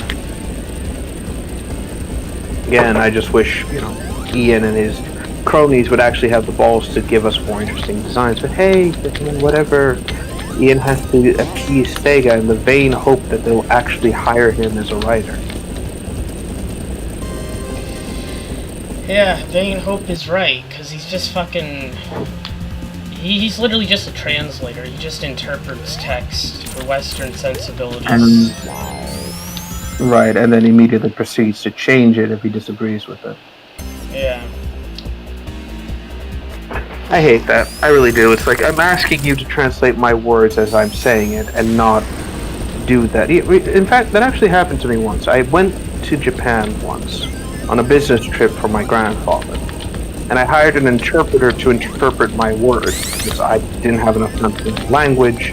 I spoke with the businessmen there, and I remember that they were, talking and, saying things very, deliberately. There was this sort of sense of, something's not right here, They were, looking at each other, saying something, their facial expressions would change ever so slightly.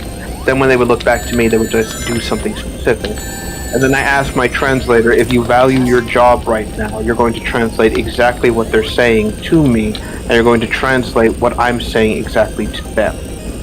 Later I found out that what they were doing was, they were purposefully disrespecting me and my grandfather. They were essentially trying to take us for boobs. And I just basically, I just canceled the contract right then and there. It's like, if you can't respect me enough to actually treat me as if I'm someone who can make decision making or rational thought or anything like that, then we have no business to attend here. Good day, Jim. I left it at that. Never been big. No, I see. And this is the Mecha Knuckles fight. Is it Mecha or Metal? I forget. No, this is Metal Knuckles. Sorry, Mecha Knuckles is a completely different character. Gonna be honest, I don't like the model. I think he's a little too small. Maybe.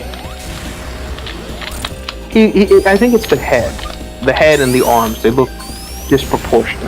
Well, compared to the Metal Knuckles mod I installed for Mania, it does look like that. Oh, fuck. Yeah. I always used to struggle I don't with mind this it too much. But, I just got it done. Yay! Yeah, as the gaming community would say, you got good. Oh, I still, this is my favorite zone in the game. I think Volcano Valley. I like the background. Gadget. Yeah. Yeah, the backgrounds look good. And again, I always love these games for the backgrounds they create. Oh, actually, I was also going to mention something else. Since we mentioned the whole Eggman robots and things like that, I'm still going to say this right now. I still like the Egg Forces from Prime. I just wish they weren't in Prime. Yeah. It strikes me as the perfect, ideal sort of goon robot. Not too cutesy, not too dumpy, but also kind of menacing, dangerous. There's a sort of edge to them to an extent. Yeah. An all-purpose, again, as it implies, forcer robot. Something that basically comes in and enforces the will of the Eggman and his group. It's just a shame we're never gonna see them again outside of Sonic. Yep. That's how I feel about the SWAT bots. Exactly, it's why isn't it always that the cool shit gets lost behind these other continuities, and yet we can't have them in the fucking games? It's always the dumb rules. Mm-hmm. Well, again, that's why, fan works are what they are. We can just say, fuck your shit, we're gonna actually add this in, because fuck it.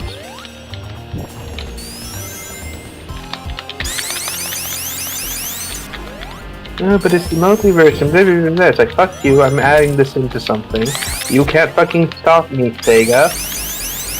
Immediately proceeds to send me a cease and desist letter. Aww.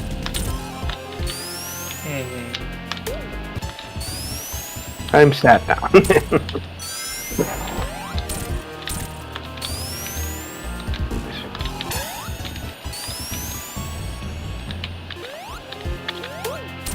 I love the fire shield, being able to not have to deal with half of the hazards here. Oh yeah, that's a blessing in disguise. Yeah, the music's Actually, hold also on. really I'm gonna good check. here. Oh yeah, there's a definite. It's 3D as the kids Blast. say, a definite. Yeah, it's 3D Blast because 3D Blast had a Genesis soundtrack, so you know it kind of sucks it was stuck on that. But you know, oh, another special stage, right? Okay. Oh fuck! I gotta go back there now because backtrack mania. I'm sorry. What the fuck is a Pika? Hold on. A Pika Pika. He does look like a Pokemon. It's some sort of animal. Pika Pika. Let's see here. Hike.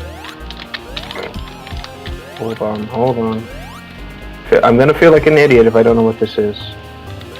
Pike. No. Pika. Animal. Oh! Okay. So a Pika is a small mountain-dwelling mammal native to Asia and North America. Short limbs, very round body, and even coat of fur. They don't have external tails, and they look like rabbits, but shorter and rounder. Huh. That's kinda surprising. I never knew this little thing existed. I didn't know either. Oh my god. What? I just realized, I think this is what Pikachu is based on. Oh my. All this time we thought it was a mouse. Well, technically it is some form of rodent. It's just this little mountain bunny, basically. A strange rodent. Indeed. As far as I can see, it doesn't look like they're able to shoot lightning out of their butts. So I think we're safe there. Like, oh, we found a new power source. It's this rodent. Okay, what does it do? Well, it can shoot out lightning out of its ass. What? Oh, I just realized this boss fight is pretty much pointless now that I have the flame shield. That's funny. Like, well, you can't touch this. This boss fight was such bullshit when I was playing it, because you like, it's very slow, so, but now it's gonna be fast. Oh yeah, basically the flame has no effect on you. You can just kind of bounce around and wail on Eggman's giant. What the fuck is this thing? Yeah, and I get to get 200 rings from the store, and you can't do anything about it. Eggman's just sitting there like, fuck, why? Oh, look at him. Like, I knew I should put missiles on this fucking thing. Oh yeah. Now the flickies Sorry, are I was released. just checking. Freedom. Yeah, I was just checking that Sonic model maker, his page. He's updated a few models, put them out there. Mostly IDW stuff and some Archie things. Oh, here's but Gene Gadget. overall, yeah. Overall, looks like he's still busy and still going on. That's good. Now we just need to wait for some more decent ones to be made. Actually, odd question. Yeah? Do you think I should contract them to try and make some egg forcers? Or just let it be? If you want, I don't think anyone else will bother with it. Unless the Sonic mobile games decide to make another Prime event, which, you know, I doubt they will. Well, the problem with the Sonic mobile is that I've seen the models there, but they're way too low quality, so it doesn't quite work. Yeah, because we don't get access to the high-quality render versions, you know, it sucks. We only get the low-quality versions. Oh, absolutely. Which, of course, it's like, oh, it's a mobile game, what do you expect? But it's like, fucking hell, people, come on. It's the only way we can Our actually phones get have these advanced models. enough as it is, okay? It's like, we're not in the Stone Age anymore. Well, they do it because it's like, oh, it saves on resources. Not everyone's going to have a high-end phone. And I'm like, well, What true. about us? What about the people that want high-quality rips left in the dark? Yeah, exactly. It's like, no, we just suffer because, you know what, everybody else seems to enjoy it. I'm like, God, I hate you. It's very casual, like, I hate you so much.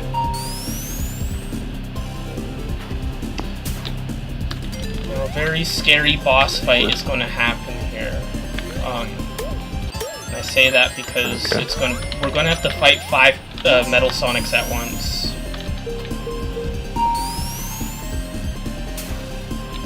So, that's not going to be fun, but... Well, that's going to be interesting. Okay, it should be here. But don't worry, I have the solution to all our problems, Supersonic. There we are. It's called Gotham. Yeah, so you may know, like when we get there, well, we're here now, but you may notice a familiar face that may have never seen. Oh, he's in Sonic Adventure 1. I mean, yeah, he is. Alright, the Mecha Godzilla inspired version. Yeah, so you actually get to fight him.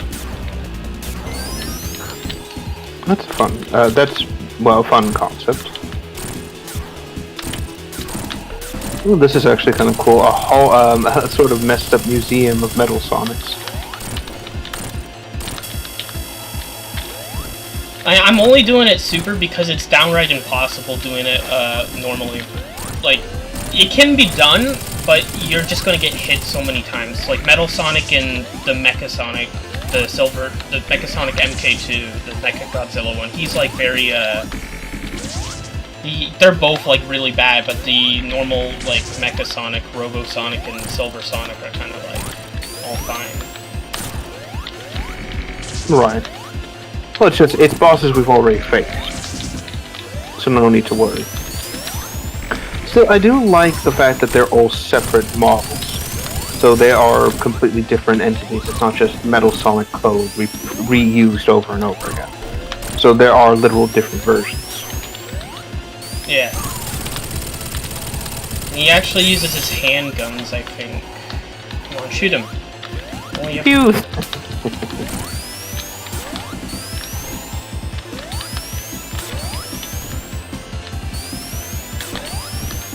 Come on, get out your ball, shoot your guns. You have an audience, people. Oh, it doesn't want to do I'm that. just gonna roll around here because it's easy. Okay, now it's actually stressing me So out. much fun. I'm losing my fucking rings. No, just kill him, it's fine. I can't, oh, now he's shooting him. Well, he did for a sec, but then I hit him. It's like, well, it's time to prepare the... why? Oh no. No, come on, stop doing the roll attack, let me hit you! Okay, got him. He's about to shoot him. Do I get the achievement for doing I that? saw it. I thought you were supposed to get an No, 'cause achievement reason. for that. Maybe it's because I had Supersonic, but I don't know. I did all of that. Probably. Still, like I said, I do like them. Funnily enough, that kind of reminds me of, what's it called? In the true canon of Star Wars, IG-88, and the fact that he just replicated himself and just used different copies of himself. Same general sense I get from that. Got Yeah. 4 copies you can call them. 4 copies you can call them clones. Look how the shinies call the chrome. Import AI for mine's one chassis. If you ask me. Sorry, it's what's the word? It's a song from MC Chris. Actually, I'm curious. Do you know about Nerdcore by any chance? No. Okay, so nerdcore is a type of rap slash music which mostly focuses on, well, nerd topics. And MC Chris used to be one of those pioneers of that nerdcore style. Basically, what his claim to fame was mostly doing raps for Star Wars characters, and his most famous one was Fet's Vet slash Backpack's Got Jets, essentially. And it's this incredibly cheesy rap song about Boba and his accomplishments before the dark times of Disney, essentially. It was incredibly catchy, and a lot of people used to hum that out unironically because of the beat. Let me see. I'm just trying to remember how it went. It was, no, that's Dengar, hold on. Cruising Mosespa and my DeLorean wars over on a peaceful Mandalorian. Stories stomp Star Wars stories, keeping the days up then again. Dry renegade, don't hesitate. First to second defense, won't hesitate. Got a job to do, and Darth has got to delegate. Got something against Skywalker, someone who really hates. I don't give a fuck. I'm after Solo, for all I care. You'll be hiding in Yoda's dojo. Gotta make the money, your credit's no good. When Jabba's got a shop in the neighborhood. Think you can cook? I got a raffle cook. Let's make this quick, cause I'm really built. I'm a devious, degenerate, defender of the devil, shut down all attacks with actors on the Finch level. And that's basically how it kind of went from there. Yeah, it's one of those, like, again, early 2000s cheesy raps. Literally has an entire segment about basically just being in bars, getting fucked up all the time. But yeah. Yeah, well, I'm trying to find it. It's, getting fucked up and fucked up, boss. See, I'm not a retard, for there is like a fart. I'm large and in charge with a face so scarred. A cold black heart that's been torn apart. The Sith wish they had a dick so hard when I'm long ago with a pussy far far. Oh man. Yeah, again, when rap actually had something, you know, to say, and not just, oh, I'm just gonna talk about the hood and shit. Yeah. But yeah, he did one. So he did one for the other bounty hunters. One was literally, its chorus was, "Why you got a player hate on IG-88?"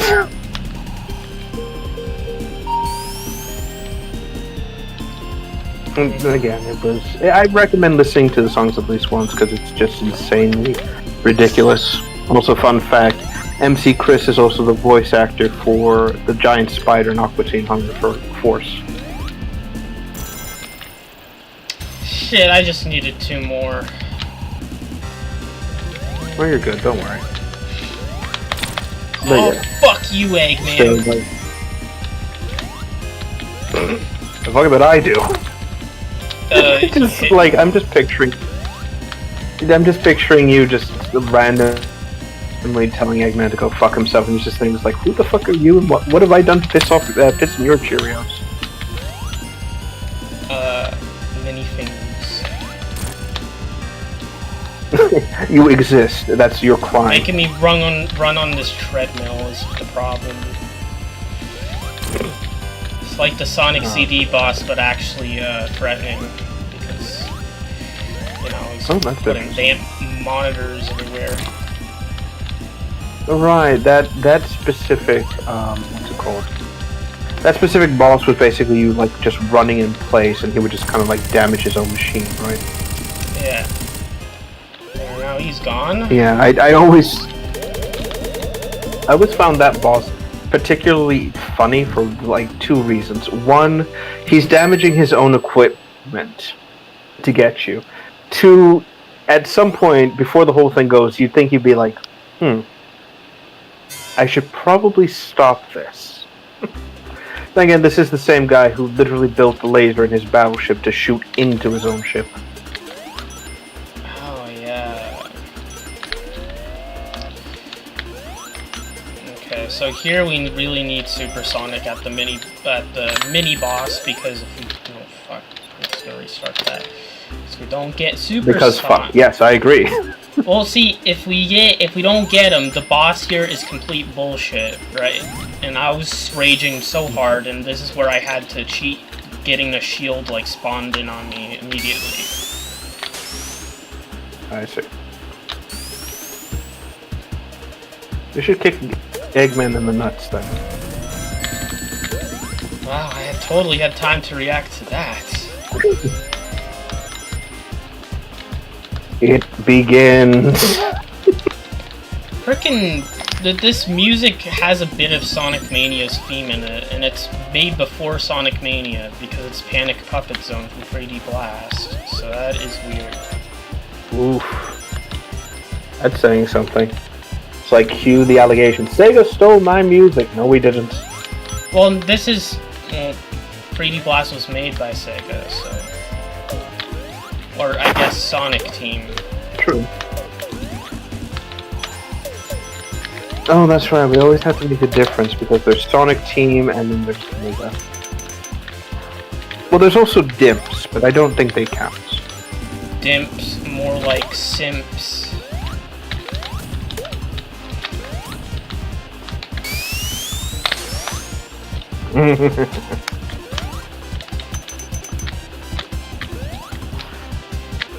Fair enough. Though, personally, again, I'm just kind of thinking for a moment here. Well, actually, I need to Google that now. What was... Or, hold on. Is Dimps still around? According to this... Let's see. No, they got fired after Yes, Sonic. Dimps... Wait, really? Well, Dimps is still... Okay, so Dimps Corporation is still in business. It's a Japanese video game developer that specializes in the Sonic series. They also do Dragon Ball and Street Fighter. Oh. Yeah, so they very clearly still have business all over the place. So, hey, I'm not gonna knock them for like, oh, we couldn't do Sonic. Okay, we'll have to fall back on our other big things. Dragon Ball and Street Fighter. How will we live? How will we live without this blue rodent? Oh no. You know, I also want to mention this. I'm still impressed that Street Fighter has such an impressively evolved community when it comes to the fighting scene. Yeah. It's just impressive, really, at the end of the day. It's been 30, almost 40 long years, and still this franchise isn't just going strong, it still has an active community that fights, learns the competitive scene, evolves and adapts with the changes. You know, and don't just sit there and complain about bullshit that doesn't exist just to justify the fact that they're an ancient fossil that probably shouldn't be playing games anymore. I was blocking that! Phil, shut the fuck up. Again, I would love for like one day for him to accidentally set the camera down towards the controller and we would just see the fact that he's not doing any of that. Oh my. That would be the end of him. Alright, here's the boss. I don't... Alright, let's take a look. Well, you have enough to go super, right? Yeah, I have 136. So it's this guy from the start of the game. No problem then. He's supposed to steal your Chaos Emeralds, but because I already got them all, you can't really do shit. Also, the special stages are bullshit, because it's like... What happens is it's the Sonic 2 ones, but very unfair. Oh, I see.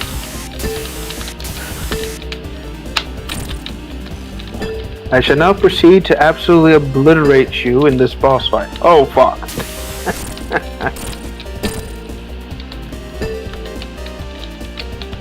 Okay, yeah, I see why this is kind of bullshit. Because you have to use Tails, and it gets even worse in this, right?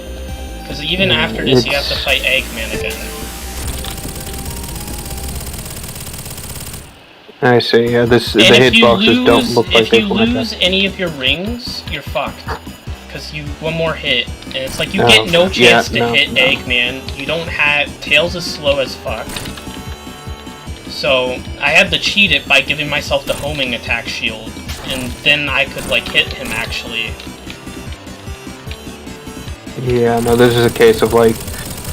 Again, I think we mentioned this last time the stream. Like, challenge does not meet the, the design is not meant for the challenge, basically.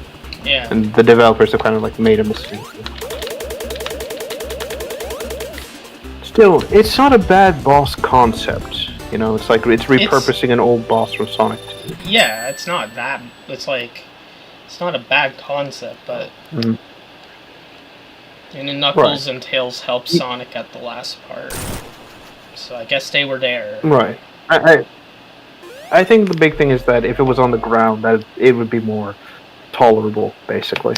But the fact that you're in the air constantly, it just makes it a lot more difficult. Especially, like, I noticed that a lot of the times when you were platforming, even without Supersonic, your jumps were very floaty, and the ground looked a little slippery. Yeah, so I can only imagine how difficult it would be. The screen is like not. It's like stretched out. It's not actually like you don't. It's not actual widescreen, so you don't have a lot of time to react to a lot of the hazards. Oh wait, I guess I do need the fire shield. I get you. Again, it's just one of those minor problems at the end of the day, and I think, again, with a little bit of retweaking, or making the hitbox a little bit better, or bigger, it would be fine. Yeah. You know? It's one of those, like, it's almost there, it just needs a little bit of tweaking, and you're good. Just needy bitty bit. But hey, you know, it is what it is. And that's all that matters at the end of the day. Yeah, this game came out in 2020, you know? So that's interesting. Because this was the first time I actually learned about, like, 3D's Blast music and stuff, so it was really cool for me. There's also Shadow and Ashura and Blue Knuckles in this game. As, like, characters you can unlock. Even though Shadow canonically shouldn't even be around to be classic Shadow. But people, they seem to obsess over classic Shadow for some reason. And he was technically in Sonic Movies 3's end credits. The basic idea is that for classic Shadow, the concept is that since Sonic has a classic form, people want to see what Shadow would look like in a classic form as well. Like if he was created back then, how would he look? That's where the obsession mostly comes from. It's the fact that almost every character has a classic look to them except except Shadow, Omega, and Rouge, essentially. So there's an obsession with seeing that going on. Well, I always imagine it would be Terios. Like, that'd be like Shadow's her classic form. You know, but, you know... I also personally believe that Terios should be his own character as well. Yeah, maybe. I mostly say it like this, like, it's been confirmed that before Shadow there were prototypes that came before him, versions that couldn't exist, couldn't really work. Yeah, because they were just looking like sucker boss. And so it only makes sense that Terios would be like an early before Shadow. Right, it would basically either be after the Bio Lizard before Shadow. I think that's the best way to make the character canon, as just have him being a prototype version of Shadow that just kind of remained as he is, essentially. Speaking of which, I also wanted to mention this as well. We've gotten more... Oh, hold on. My stream did a thing. Bear with me a second. I just need to fix real quick. And there we go. There is a very minor thing in... what's it called? Well, some new information we learned about the Bio Lizard recently. What? Basically, well, it was confirmed in Gerald's journal, which, you know, with the pre-order thing, that the Bio Lizard is in fact a creature from Earth, specifically a species, or Mobius, a species of salamander that naturally grows larger and has healing capabilities, basically very, very minor regeneration.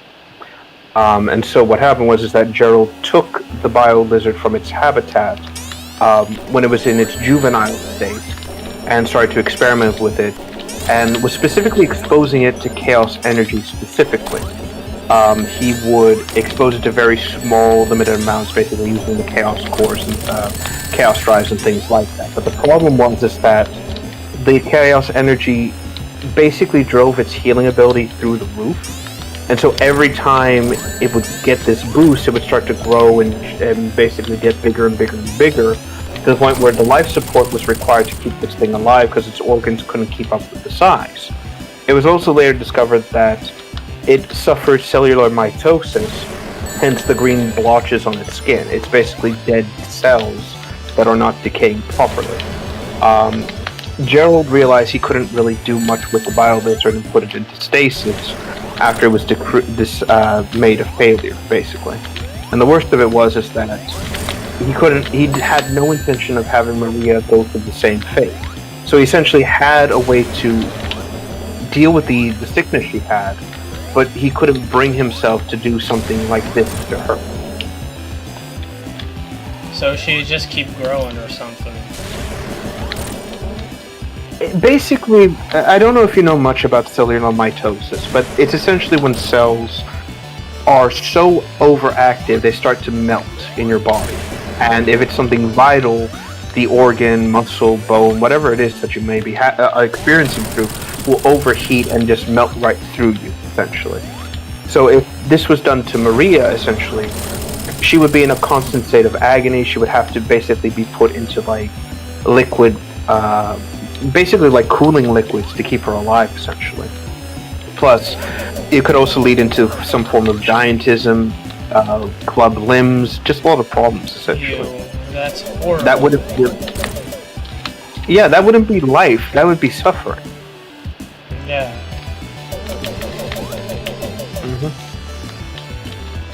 But now, now we know, basically. This is why the BioLizard looks as fucked up as it is, and why Gerald basically, abandoned the BioLizard project, essentially. But it explains a few things as well, which, again, I kind of like. But it also kind of confirms that in the IDW comics, the salamander Sonic and Tails find is in fact of the same species. But that one was a lot smaller, suggesting that they do grow to a certain amount but then stop.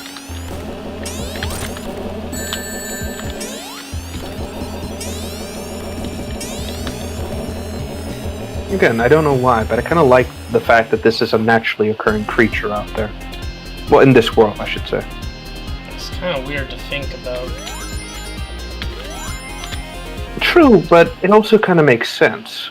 It's an animal that has an evolutionary cap to it. It cannot keep living. It cannot evolve any further. It has natural regenerative abilities, meaning that it doesn't need to adapt and evolve to get better in nature, essentially. I mean, why overcome a limitation when you can outgrow it, basically?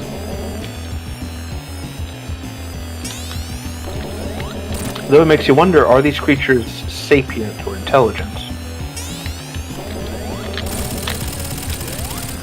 That is a good question. I want to say partially. In the comics specifically, Sonic and Tails wind up going into a bioluminescent cave and basically tread on the creature's territory. And it's Tails who manages to reason with the creature and actually talk with it, successfully convincing it that they're just going to take the Chaos Emerald and they just want to leave. It actually helps them get out of there and then just lets them go, suggesting that there is some form of intelligence, at least rudimentary enough that it understands these kind of concepts, but doesn't seem capable of speech or other forms of communication. It seems it only uses its bioluminescence to communicate to some degree in body language.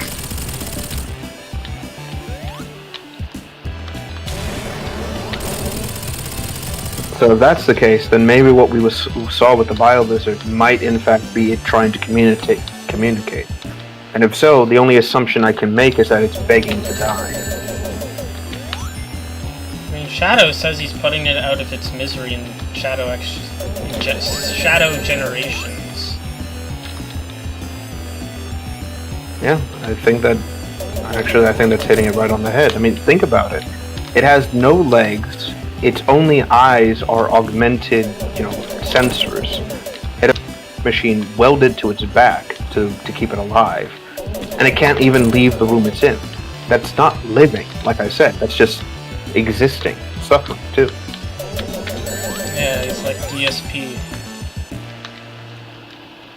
Exactly. The Bio Lizard actually has a gaming channel we just didn't know about.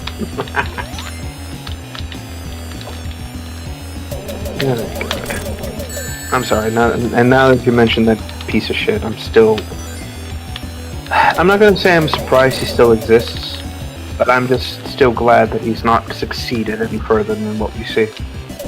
Yeah, I knew his, like, comeback bullshit was gonna fade away, and I'm glad it did. He was as astroturfed as Kamala Harris's camp. Oh, wait, speaking about that, the polls show she was never actually ahead. Her internal pollies never had her ahead. Just like how DSP was never actually liked. I just want to make that comparison right there. Stop it. Yeah, that makes perfect sense. Like, even with the whole Kino Casino thing, hasn't he come back to it, or did he just get, like, bought? I don't know. I think they were kind of betraying DSP and, like, letting him, fuck off. Oh, the flickies! What are they doing here? I feel like they just kind of throw him to the wayside. Oh, there's a giant... Oh, you know what, I'm gonna look this up real quick. Just to take a look at this. Also, while we're on the topic of flickies, I want to mention this as well. The flickies have always been a peculiar aspect of the Sonic series. There's been, like, in the old canons and things like that, well, I say old canon, I'm gonna rephrase that. In the, like, canon before, like, the more modern stuff came into effect, basically. The flickies were kind of set up as beings who understood the emeralds, essentially. Like, not guardians like Knuckles was, but more of a case of, like, what's the word? They understood their power and basically were utilizing it to some degree, basically. And that's why Eggman had such a hate-on to get them. Let me see. Alright, let's see. Kino Casino and... Let's see.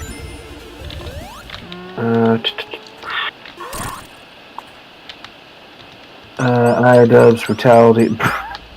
Sorry, I'm reading one of these titles. iDubbbz brutally cucked. They've made iDubbbz and his girlfriend into like a fucking joke on that channel. It's actually hilarious. As they should be known as lolcows. It's fucking funny. Oh, absolutely. Yes, because they are sad and pathetic.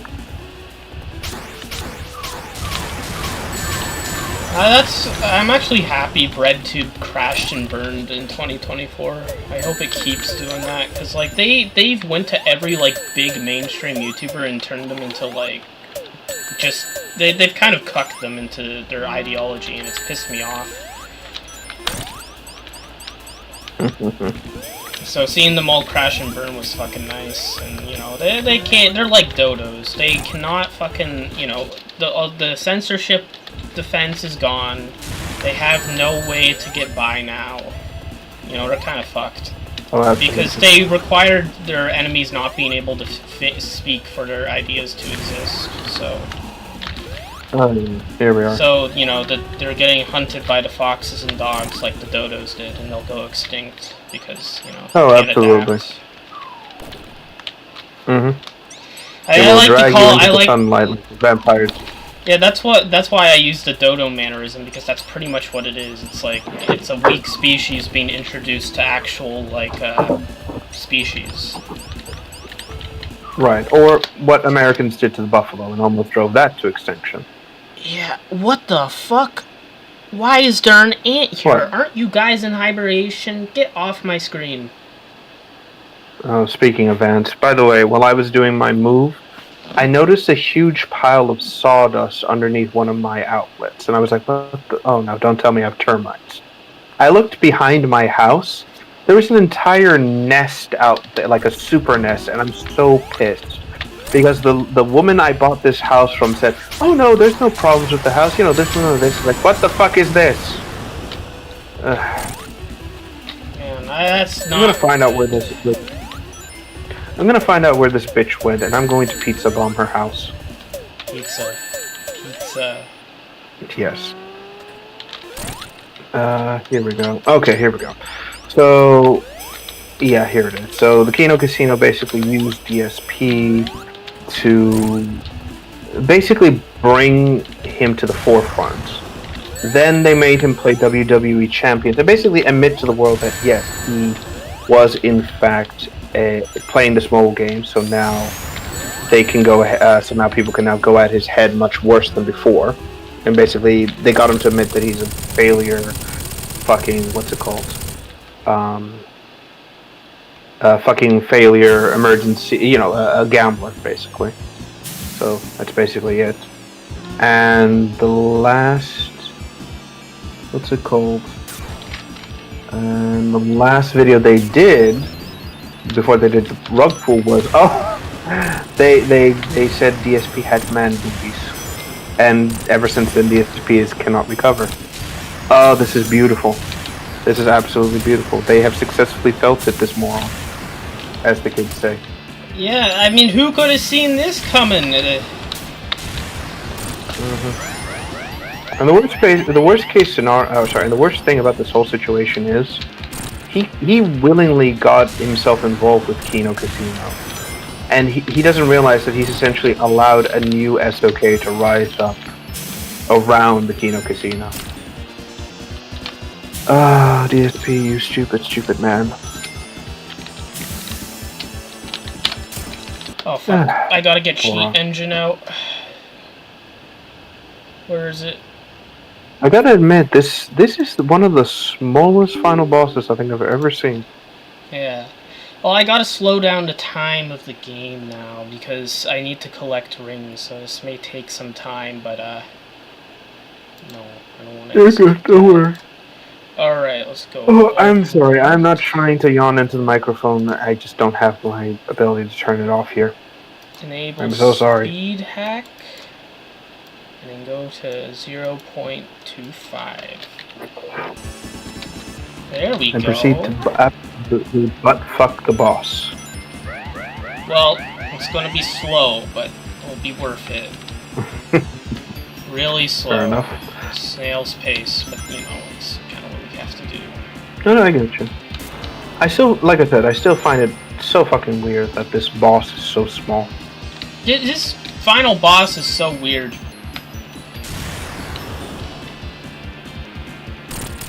Oh! Oh, I got him. Okay, I can just apply normal speed again. Oh, never mind.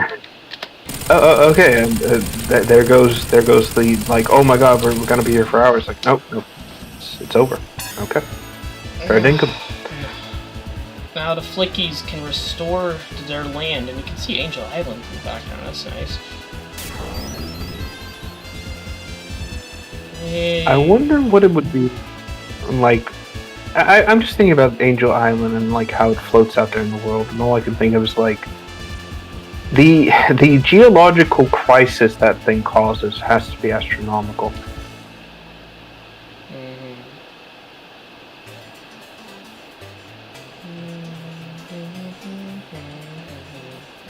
Let's see.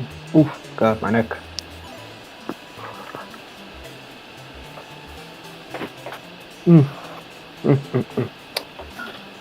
Let's see here. Let's see. Sorry, I'm just taking a look here. I'm so surprised the Flickies haven't really returned since any of this. And again, it's the same thing with like the Chow Garden and everything. I don't get what Sega's like disregard for these little critters is. I don't know. I guess they couldn't handle the power of the Flickies. I guess it's just more of a monetization thing, but given how big live services are, I don't see why they wouldn't apply like some sort of live service Chow Garden bullshit. If they were smart, they would do that by now and rake in the money. If they would have done that by now. It's been fucking. They spent like what like ever since Forces, they spent like 5 years doing nothing. And they didn't, for, you know... Oh, absolutely. Like, what the fuck? We were in a content drought. That was horrible. Horrible. Mania gave us And now all we're just hope. waiting for... And then this had to happen. Yeah, and of course we're still waiting for the return of, what's it called? Frontiers 2, which, oh boy, that's going to be interesting. Oh my. I heard they might do more Shadow stuff because they said if Shadow Generations was successful in the movie, they'd do it, but... You know. Not before that. I would love nothing more than to witness more insanity with Shadow and see just how far his story will go. Though my concern at that point is... sorry, my concern is more of a case of, like, who will be the main antagonist for this, though? Yeah. Like, specifically, you know, in the sense of, like, you know, you really can't have Eggman be the main enemy because, again, that's kind of Sonic's whole MO. And if you have Sonic involved, you know... Or sorry, Eggman involved, Sonic's gotta show up at some point. Yeah. And that's just a given.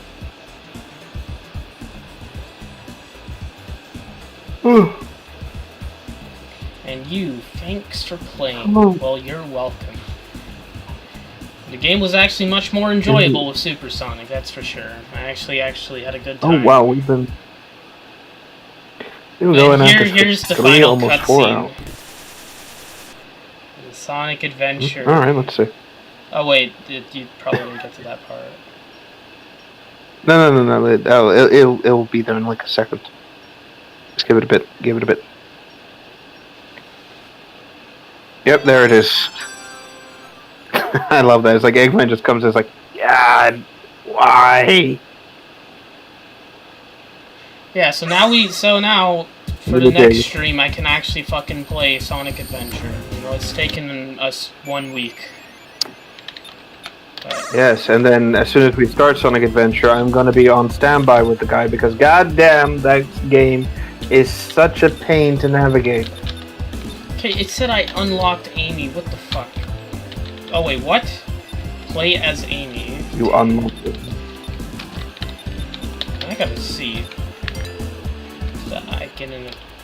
No, why am I back here? I don't want to be back here. I just beat the game. Get me out of here. Menu. You're back here because God hates you.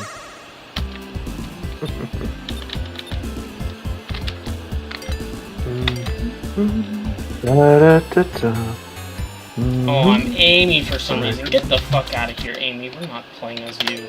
I just want to see my achievements. There we go. Achievements. Jordan confirmed to hate Amy. And I still haven't played as her in any of the games, despite having the mods installed. Again, playing as Amy isn't exactly something new or exciting, because let's face it, she is just a recolor of Sonic at the end of the day. Well, I'm gonna be playing as her in I'm gonna be playing as her in Adventure. You have to, so. True. Unless there's a mod that lets you skip Amy, and it's like, no, we'll just keep going here. No, she only has 3 stages, and they're actually pretty fun, so I won't skip it, but... Which ironically is all about her being chased. It's all about her becoming independent, and then it was forgotten in Heroes. It's like, you know, everything at Sonic Adventure was just forgotten after Heroes, like Tails. Tails was going to be going on his own. And then fucking people act like Ian Flynn bringing that back in Frontiers, where they do the same fucking thing as some kind of improvement. No! This isn't fucking character growth. They did this so many years ago. Ian Flynn is just recycling the same fucking plots, and the Sonic fandom collapsed like a bunch of retarded seals. Like, you're just recycling plots. Mm-hmm. Yeah, it's like... It's just annoying what it is. That's what it is at the end of the day. And the biggest problem, again, is that you've got... How do I put it in like the nicest way possible? Ian can't create things, basically. He can only adapt what he knows and put it into what he works on, and that's fine. Like, not everyone will be able to create something wholly original. You know, there's something to be said about adapting what you know. The problem is that people put such a high bar of confidence in his skills and abilities that it oftentimes leads it into being absolutely retarded. Mm-hmm. It's like, okay, it's like with FNAF and people putting like, oh, Scott knows this and Scott's like, oh, great, He blah, literally blah, blah, made up right? the And story. it was like, yeah, he literally made it up on the go. yes, and it's reflective on every game he released. To the point where I'm like, again, I stopped after FNAF 3 and I said, done, we're done here. You know, the story was over. I looked into Sister Location and I thought, okay, this is a nice prequel, and I left it at that. I didn't follow FNAF after that, and I haven't gone back to the series because, frankly, I just don't have any interest in going back to it.